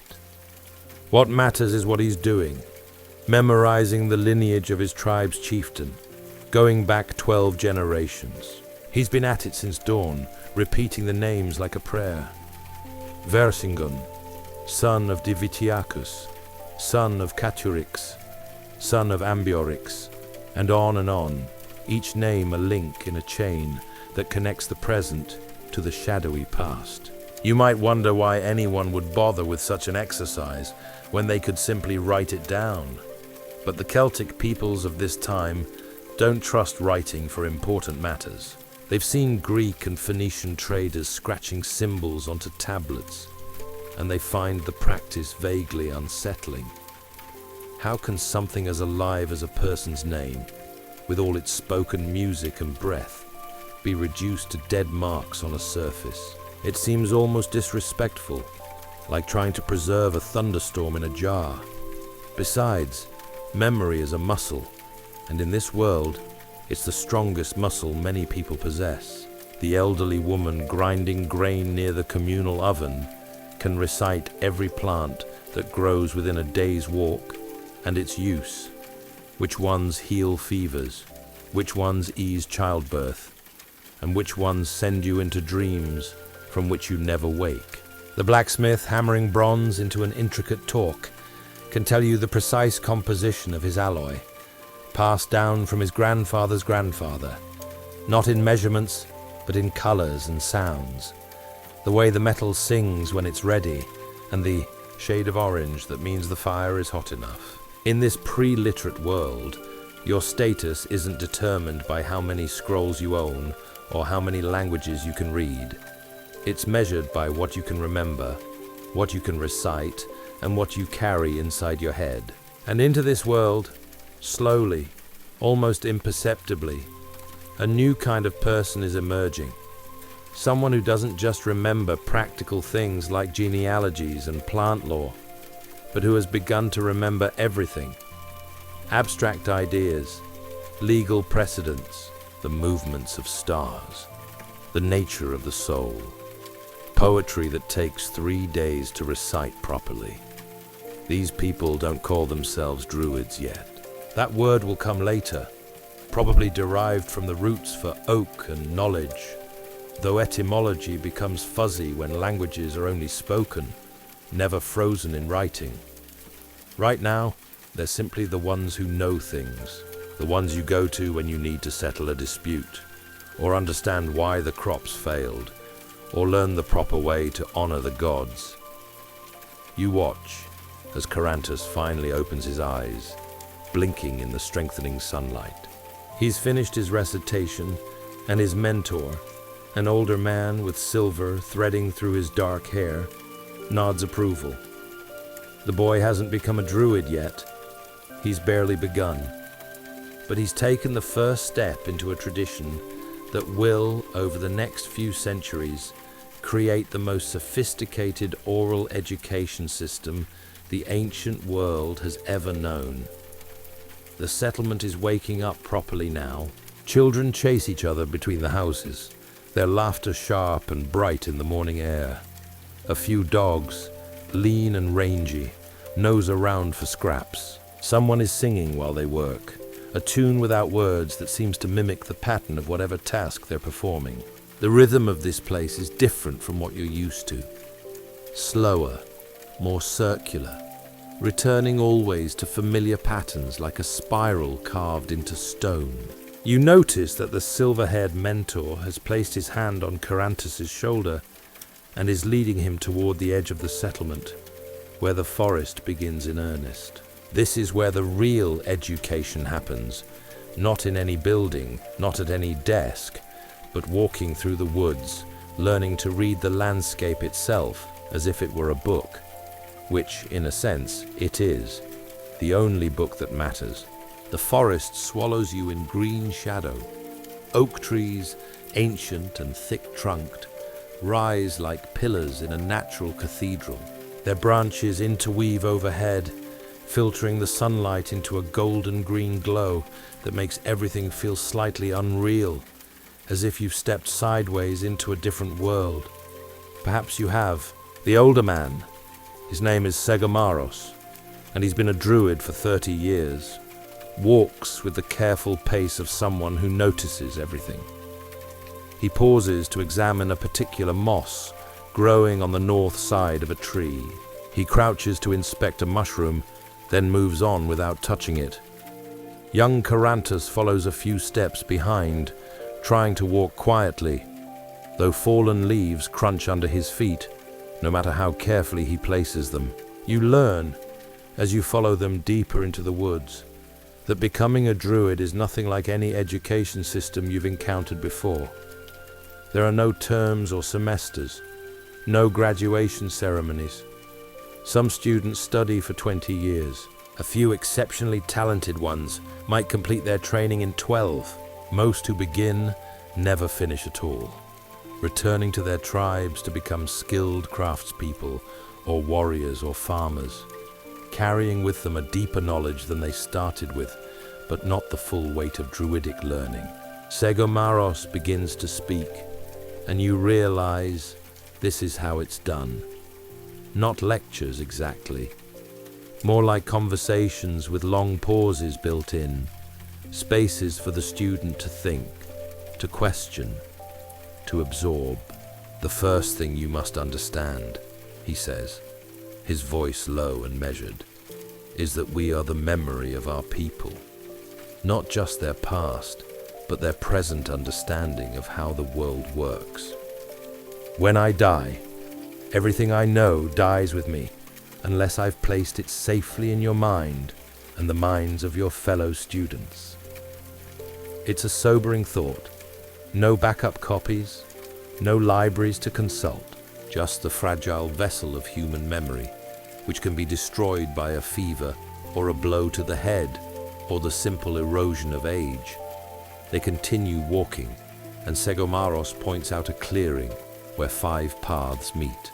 This is where we settled a boundary dispute last spring, he says. 2 families, both claiming the same grazing land, both with reasonable arguments. I'll tell you the case, and you'll remember it. Not just the outcome, but the reasoning. Because when a similar dispute arises 30 years from now, you'll need to recall how we thought through the problem. And so begins a recitation that takes most of an hour. The dispute itself wasn't particularly dramatic. No violence, no shouting, just 2 stubborn farmers convinced they were right. But the way Segomaros walked through the logic, considering ancient precedents, examining the land itself for clues about old boundaries, consulting the memories of the eldest tribal members, it was like watching someone solve an intricate puzzle where every piece was made of words and memory. Carantus listens with an intensity that makes his eyes water from not blinking enough. You can almost see him filing away each detail, creating mental hooks to hang the information on. The Druids, you realize, have developed elaborate memory techniques, associating facts with physical locations, creating vivid mental images, and using rhythm and rhyme to make information sticky in the mind. Later cultures will rediscover these methods and give them fancy names like method of loci. But here in the forest, they're simply the way knowledge is preserved. Days blur into weeks, and you watch the pattern of education unfold. There's no single subject that Carantus studies. Instead, everything is interconnected. A lesson about oak trees becomes a lesson about the sacred nature of certain groves, which becomes a lesson about proper ritual behavior, which becomes a lesson about the structure of the cosmos itself. The Druids see no separation between what you might call science, religion, law, and philosophy. It's all one vast web of understanding, and a true Druid must hold the entire web in their mind. You're present one afternoon when Segomaros tests Carantus on plant identification. They're sitting beside a stream, and the older Druid points to various growing things, asking for names and uses. Carantus does well with the common ones, the herbs for cooking, the plants for healing minor wounds. But then Segomaros points to a small, unremarkable plant with oval leaves. And this one. Carantus hesitates. You can see him searching his memory, trying to recall. Finally, he admits he doesn't know. Instead of scolding, Segomaros simply says, "Look at it. Really look. What does it tell you about itself?" The boy stares at the plant for a long time. He touches its leaves gently, feels their texture. He smells them. He examines where it's growing, in partial shade, near water, in soil that's neither too wet nor too dry. It's careful, he finally says. It doesn't want too much of anything. Balance. Segomaros smiles, the first time you've seen him show open pleasure in his students' progress. Yes, this is Salago. We use it for protection, for cleansing. But you've understood something more important, that every plant teaches you about the nature of existence itself. Balance, moderation, finding your right place in the world. This, you realize, is the heart of Druidic education. It's not just about accumulating facts, though the Druids accumulate a staggering number of facts. It's about developing a particular way of seeing the world, where everything is connected to everything else, where the small reflects the large, and where the same patterns repeat at every scale from the growth of an acorn to the movement of the stars. The education happens everywhere, sometimes in the forest, sometimes at tribal gatherings, sometimes during the long winter nights when stories are shared around the fire. Carantus learns poetry, not simple songs, but elaborate compositions that can take hours to recite, filled with complex metaphors and layered meanings. He learns genealogy, not just of his own tribe, but of neighboring tribes, of legendary heroes, and of the gods themselves. He learns the calendar, how to predict the phases of the moon, when to expect the return of certain birds, and which days are favorable for important undertakings. And always, woven through everything, he learns the law. The Druids are the legal experts of their society, the walking repositories of precedent and tradition. They can recite hundreds of judgments and thousands of specific rulings, all organized in their minds through elaborate mnemonic systems. When Carantus is older, people will come to him with disputes, and he'll need to summon up the relevant cases instantly, without fumbling, without uncertainty.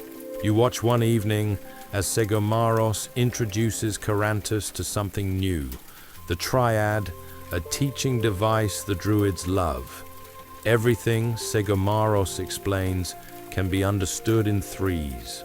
There are three foundations of wisdom: knowledge of the past, understanding of the present, and vision of the future. There are three qualities of a good judge: patience, impartiality, and memory. There are three dangers to learning: arrogance, haste, and distraction. The triads go on and on, hundreds of them, each one a nugget of wisdom compressed into an easily remembered form. Carantus will spend years memorizing these until he can produce the appropriate triad for any situation, any question, any problem that arises.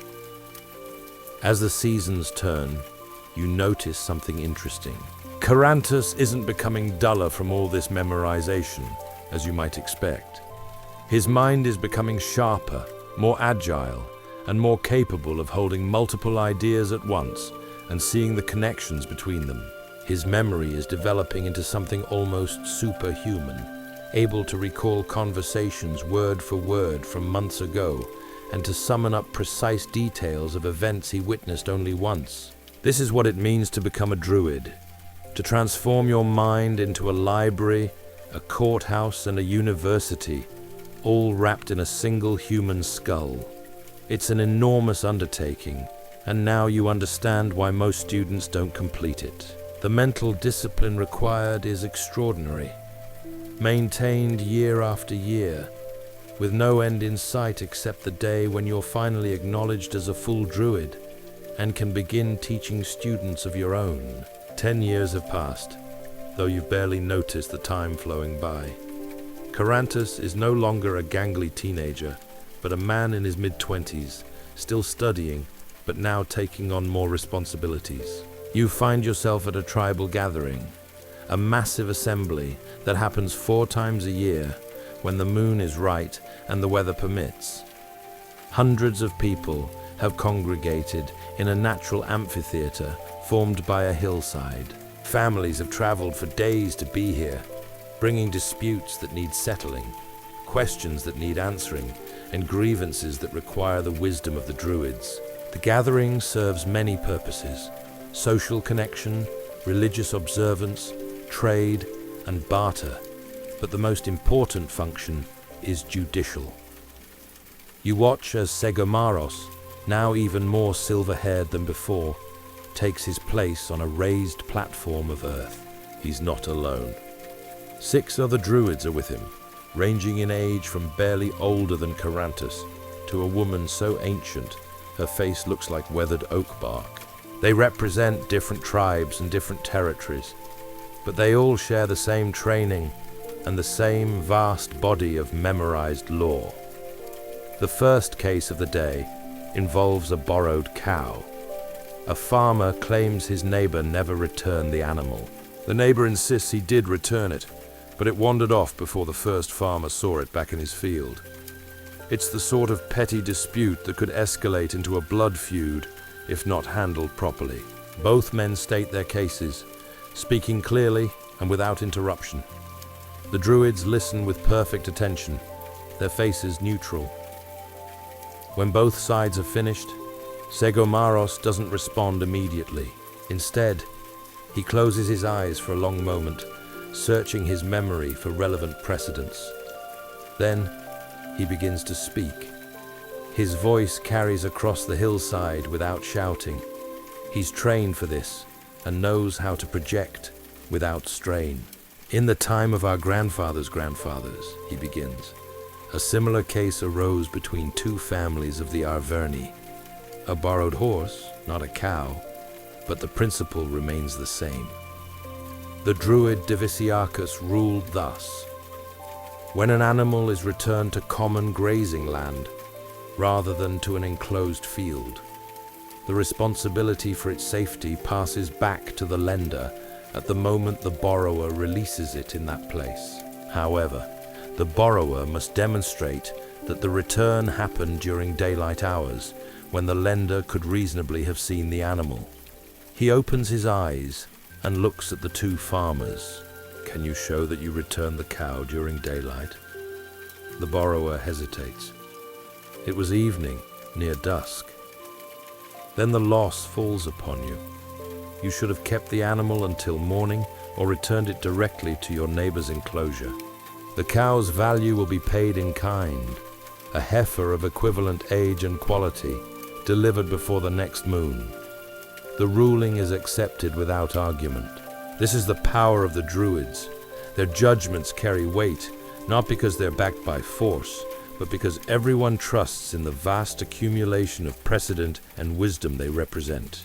To argue with a druid's ruling would be to argue with the collected experience of generations. Case after case unfolds throughout the day. A boundary dispute that requires Segomaros to recite the exact wording of an agreement made 40 years ago, which he does without hesitation. A question of inheritance complicated by a second marriage and children from both unions. An accusation of theft that requires careful examination of the accused person's character and history. You notice something remarkable about how the druids work. They don't rely on written evidence because there isn't any, but they're not helpless without it.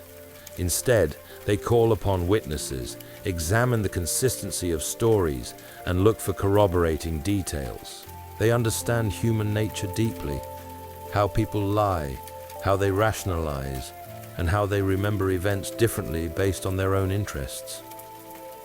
Carantus sits slightly apart from the senior druids, observing everything. His role today is to remember these cases, to add them to the vast mental archive he's building. Years from now, he'll cite these very judgments when making his own rulings. Between cases, you notice the druids consulting with each other quietly. They're checking each other's memories, making sure important details haven't been forgotten or misremembered. This is another safeguard in their system. The law isn't held by a single person, but by the collective memory of the druidic class. If one druid is uncertain about a precedent, another can confirm or correct it.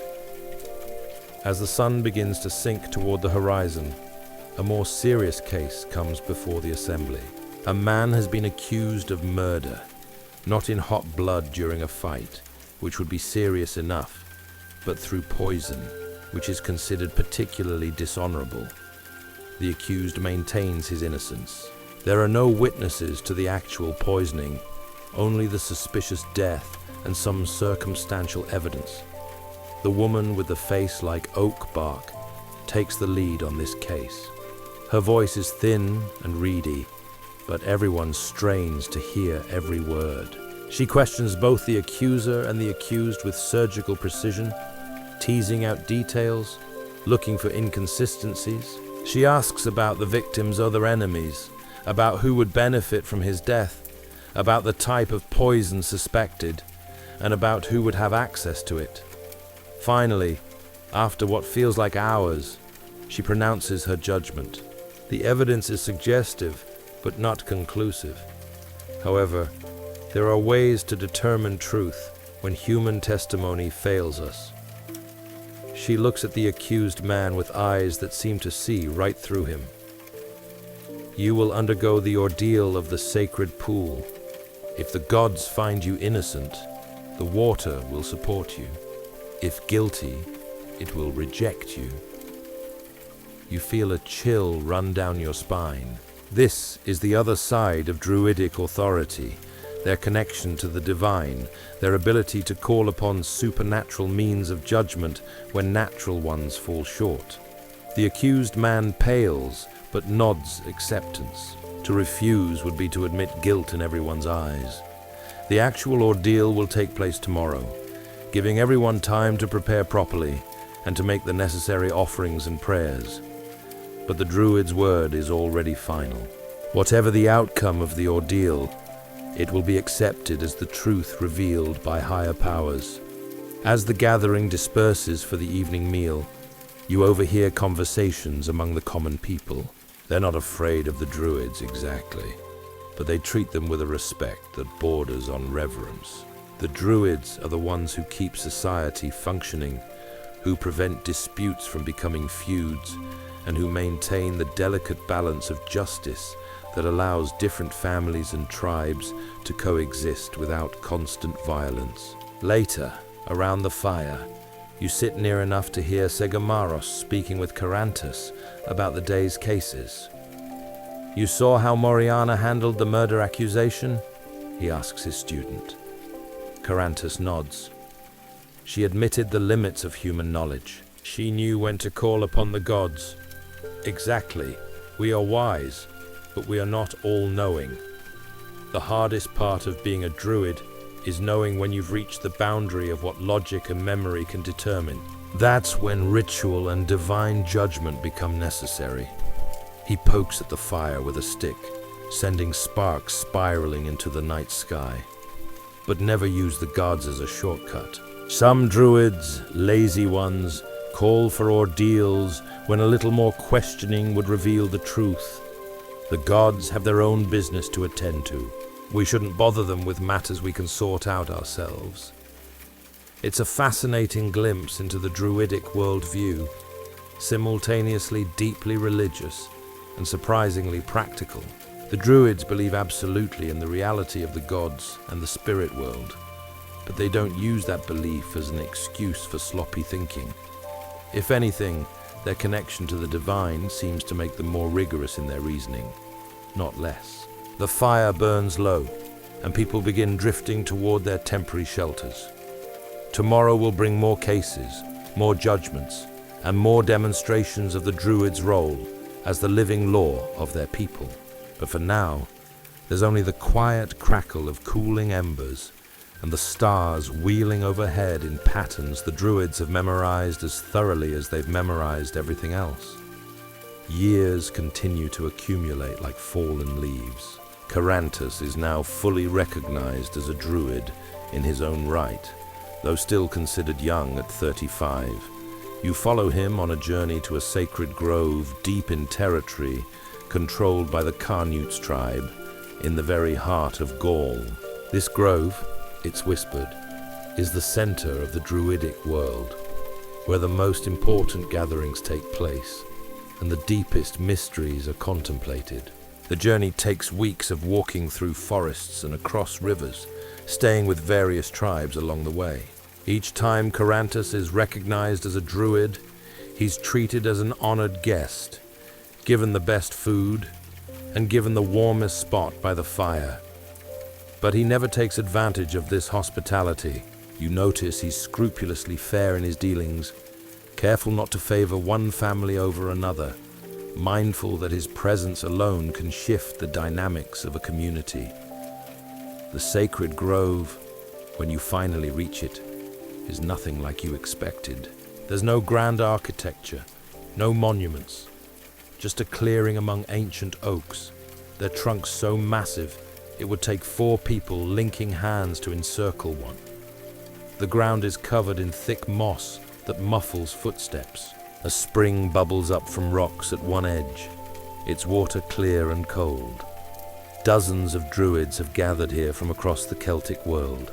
They've come from Britannia and Hibernia to the west, from as far south as the lands near the Middle Sea, and from the eastern territories where Celtic and Germanic tribes mix and blur.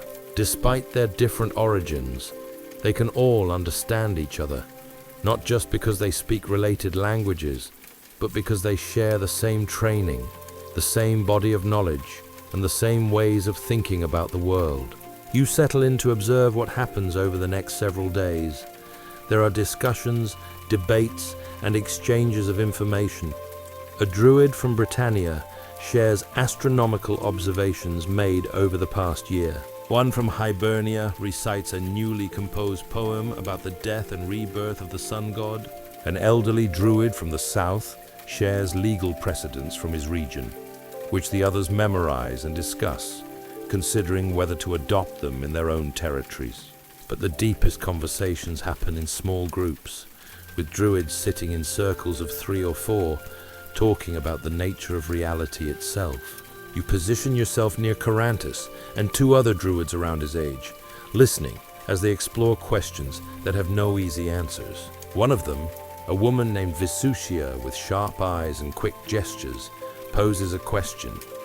If the soul is immortal and passes from one life to another, as we teach, then what is the purpose of virtue? Why should we concern ourselves with justice and honor in this life if we'll simply be reborn into another? Carantus considers this carefully before responding. Perhaps the question assumes wrongly that virtue is only valuable if it earns us something beyond itself. A tree doesn't produce acorns in order to achieve immortality. It simply does what a tree does. Maybe humans should practice justice because that's what humans do when they're truly themselves, not because it leads to reward. The third druid, a man named Maggiorix, shakes his head. But trees don't have a choice. We do. And choice implies purpose and direction.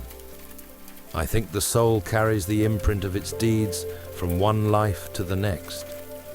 Act with honor now, and you'll be born into circumstances that reflect that honor.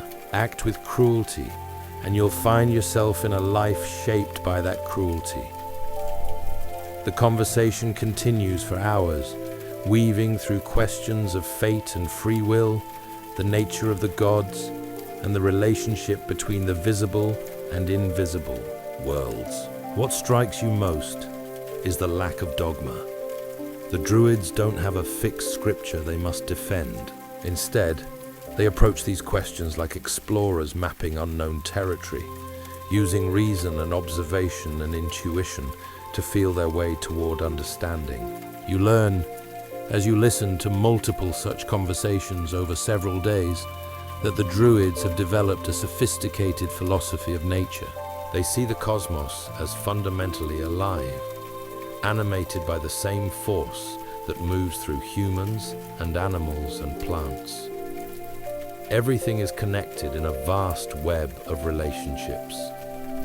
The health of the land affects the health of the people. The actions of the people affect the land.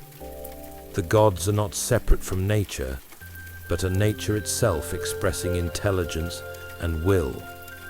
This philosophy has practical implications. When a druid advises a tribe about where to plant crops, or when to move cattle to new pastures, they're not just applying agricultural knowledge. They're thinking about the whole system, the soil, the water, the weather patterns, the needs of wild animals, and the spiritual significance of particular locations.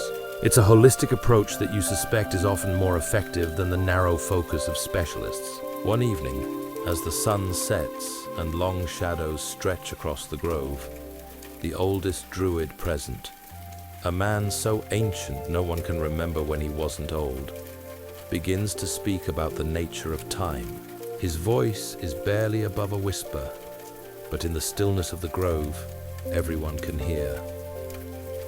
Time is not a river, he says. That's what the Romans think, with their calendars and their history books. Time is a spiral, always returning but never quite the same.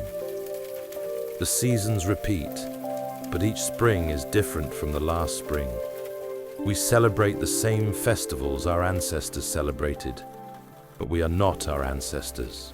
We carry their memories, we speak their language, we honor their gods, but we are ourselves here, now, in this particular turning of the spiral. He pauses, and in the silence, you can hear the spring trickling and a bird calling from the darkening forest. This is why we don't write things down, he continues. Writing tries to fix time, to make it stand still. But time can't stand still. Knowledge must be alive and must change and grow with each person who holds it. When I teach you something, I don't give you dead words on a page. I give you living words that will change inside you, that you'll understand differently at 40 than you did at 20, differently at 60 than you did at 40. It's a beautiful articulation of something you've been sensing throughout your time among the Druids. Their entire system is based on the idea that knowledge is not a thing to possess, but a living process to participate in. Each Druid is not just a container of information, but an active interpreter, constantly reweaving the threads of tradition into patterns that make sense for their particular time and place. The gathering in the sacred grove lasts for 3 full cycles of the moon. During this time, the Druids make collective decisions about important matters. They agree on adjustments to the calendar. They discuss whether certain new legal precedents should be adopted widely. They compose poetry together, with different Druids contributing verses, the whole thing memorized by everyone present so they can carry it back to their home territories. You realize this is how the Druidic class maintains coherence across vast distances. These periodic gatherings allow them to synchronize their knowledge, to ensure that a Druid in Britannia and a Druid in Gaul are working from roughly the same foundation of law and custom and wisdom. It's an elegant solution to a problem that literate societies solve with written codes and libraries: how to maintain consistency of knowledge when you're spread across an entire continent. As the gathering finally disperses and Druids begin their journeys home, you notice an atmosphere of quiet satisfaction. They've done their work. They've strengthened the bonds of their shared tradition. They've passed on knowledge and received knowledge in return. And now they'll carry all of it in their heads back to their people. The living libraries returning to their shelves. The wheel of time keeps turning, but you've stopped paying close attention to its revolutions. Decades have blurred past. Carantus is now an old man, white-bearded and stiff in his movements. The world has been changing around him in ways both subtle and dramatic. Roman influence has been creeping northward like frost, not through military conquest yet, but through trade and cultural exchange. You've seen Roman merchants in Celtic settlements, their short tunics and clean-shaven faces standing out among the mustached warriors in their trousers and cloaks. They bring wine and olive oil and pottery, and they take away tin and gold and slaves. They also bring something else: the written word, carved into stone and scratched onto wax tablets, a technology that both fascinates and disturbs the Celtic peoples who encounter it. Some younger Druids have learned to read and write Latin, though they keep this skill quiet, aware that it goes against Druidic tradition. The prohibition against writing sacred knowledge remains firm, but you can sense it weakening at the edges. The world is becoming more complex. The network of tribes and alliances harder to keep straight without records. Some Druids are beginning to wonder whether the old ways can survive contact with Roman civilization. You're with Carantus one afternoon when a delegation arrives from a neighboring tribe. They've brought a legal dispute so complex, it's taken 3 of them to explain all the relevant facts. It involves a marriage, an inheritance, a broken contract, an accusation of fraud, and a counterclaim of slander. The threads of the case are so tangled that just understanding the question takes most of the day. Carantus listens with the patience of long practice, occasionally asking questions to clarify a point. Then he sits in silence for what feels like an hour, his eyes closed, sorting through the vast archive of precedents in his mind. When he finally speaks, his judgment is clear and detailed, citing cases from 50 years ago, 70 years ago, and even one from his teacher's time that seems remarkably relevant. The delegation accepts his ruling with obvious relief. As they're leaving, one of them, a young warrior with bright, curious eyes, asks Carantus something you haven't heard before. Honored Druid, the Romans have libraries where all their laws are written down. Anyone can read them. Anyone can know what the law says. Why don't we do the same? Wouldn't it be easier? Carantus regards the young man with an expression that might be sadness or might be amusement. "Come walk with me," he says, and leads the warrior away from the settlement, into the hills where the evening light is turning everything golden. You follow at a distance, just close enough to hear their conversation. "You ask about the Roman way," Carantus begins. "They write everything down. This is true. But what happens when the words on the page don't quite fit the situation at hand? The Romans have judges who interpret the written law, but those interpretations become rigid and fixed. Our way is different. Every case I judge, I bring to bear not just the letter of our traditions, but the spirit of them. I can weigh circumstances, consider intentions, and make adjustments based on what serves justice rather than what serves the written word." They walk in silence for a while. Then Carantus continues. "More than that, writing changes how we think. When knowledge is written down, it becomes separate from the knower. It's out there, on the page, dead and unchanging. But when knowledge lives in memory, it stays alive. It grows. It adapts. Each time I recite a law or a precedent, I make it new again. I put my understanding into it. The law isn't just words. It's a living tradition that breathes through those of us who carry it." The young warrior seems to be struggling with this concept. "But what happens when you die? Won't all your knowledge die with you?" "Of course not," Carantus replies gently. "I have students, as my teacher had students. They're memorizing everything I know, just as I memorized everything my teachers knew.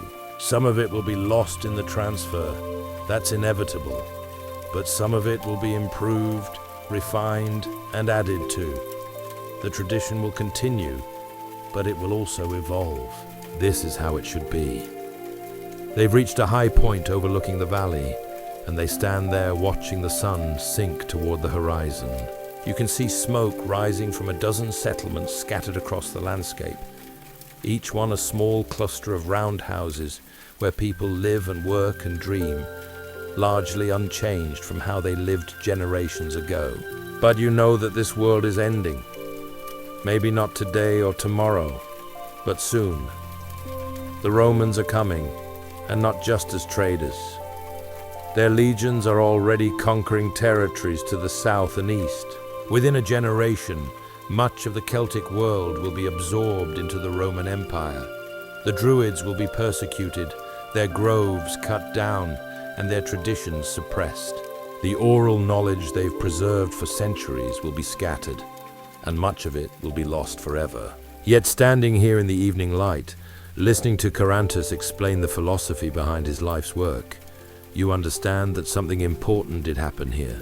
For several centuries, an entire civilization functioned without writing, developing sophisticated systems of law and education and philosophy entirely through the power of human memory. The Druids proved that literacy isn't the only path to complex thought, that oral cultures can achieve depths of understanding that rival anything written down. Years pass, and you're still with Carantus when the end finally comes. Roman legions under Julius Caesar have invaded Gaul, and they're methodically crushing all resistance. Caesar's soldiers have orders to kill Druids on sight. He understands that they're the glue holding Celtic society together, and removing them will make conquest easier. Carantus is too old to run, and besides, he wouldn't if he could. On his last day, he gathers his students around him in a grove that hasn't yet been found by Roman soldiers. There are 5 of them, ranging in age from 20 to 40, each one carrying in their head a portion of the vast knowledge Carantus has accumulated over his lifetime. "Listen carefully," he tells them, his voice weaker than it once was, but still clear.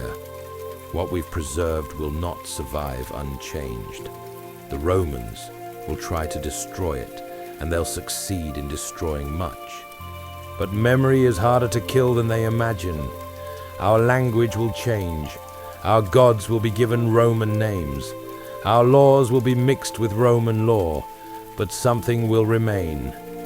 He looks at each student in turn. "Some of you will survive by hiding who you are.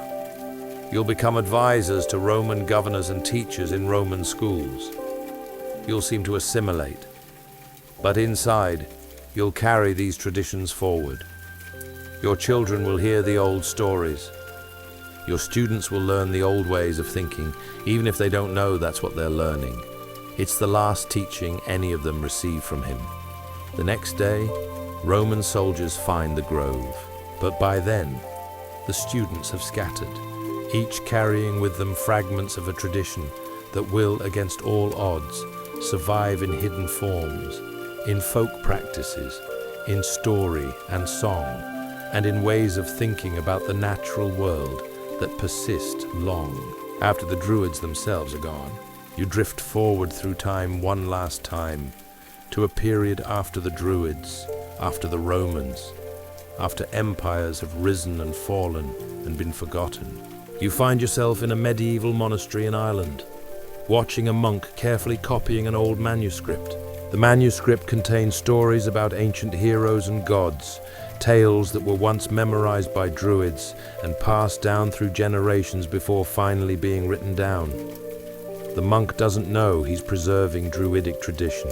He thinks he's just recording interesting old stories. But in those stories, embedded like seeds in amber, are ways of thinking about the world that the Druids would recognize, the interconnection of all things, the spiral nature of time, and the wisdom found in wild places. You realize this is the legacy, not grand monuments or written texts, but ideas that seeped into the culture so deeply they became invisible, assumed, simply the way people thought. The Druids shaped the imagination of Europe in ways that are impossible to quantify, teaching people to see forests as sacred, to value memory and oral tradition, and to understand that knowledge isn't just facts, but wisdom lived and breathed. As you watch the monk work, his quill scratching across parchment in a quiet scriptorium, you feel yourself beginning to drift. The weight of sleep is pulling at you, soft and insistent. The candle on the monk's desk flickers, and the shadows on the walls seem to dance with patterns you almost recognize. Spirals and circles, the geometry of Celtic art, the visual language of a people who knew that some truths can't be written down, but must be experienced, remembered, and carried in the heart. The candle dims further.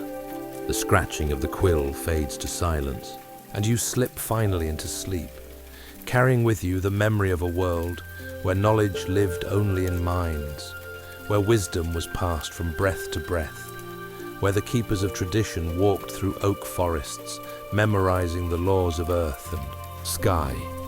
The slow, steady rhythm of Druids becoming, being, enduring in ways both lost and found, forgotten and remembered, as eternal as memory itself.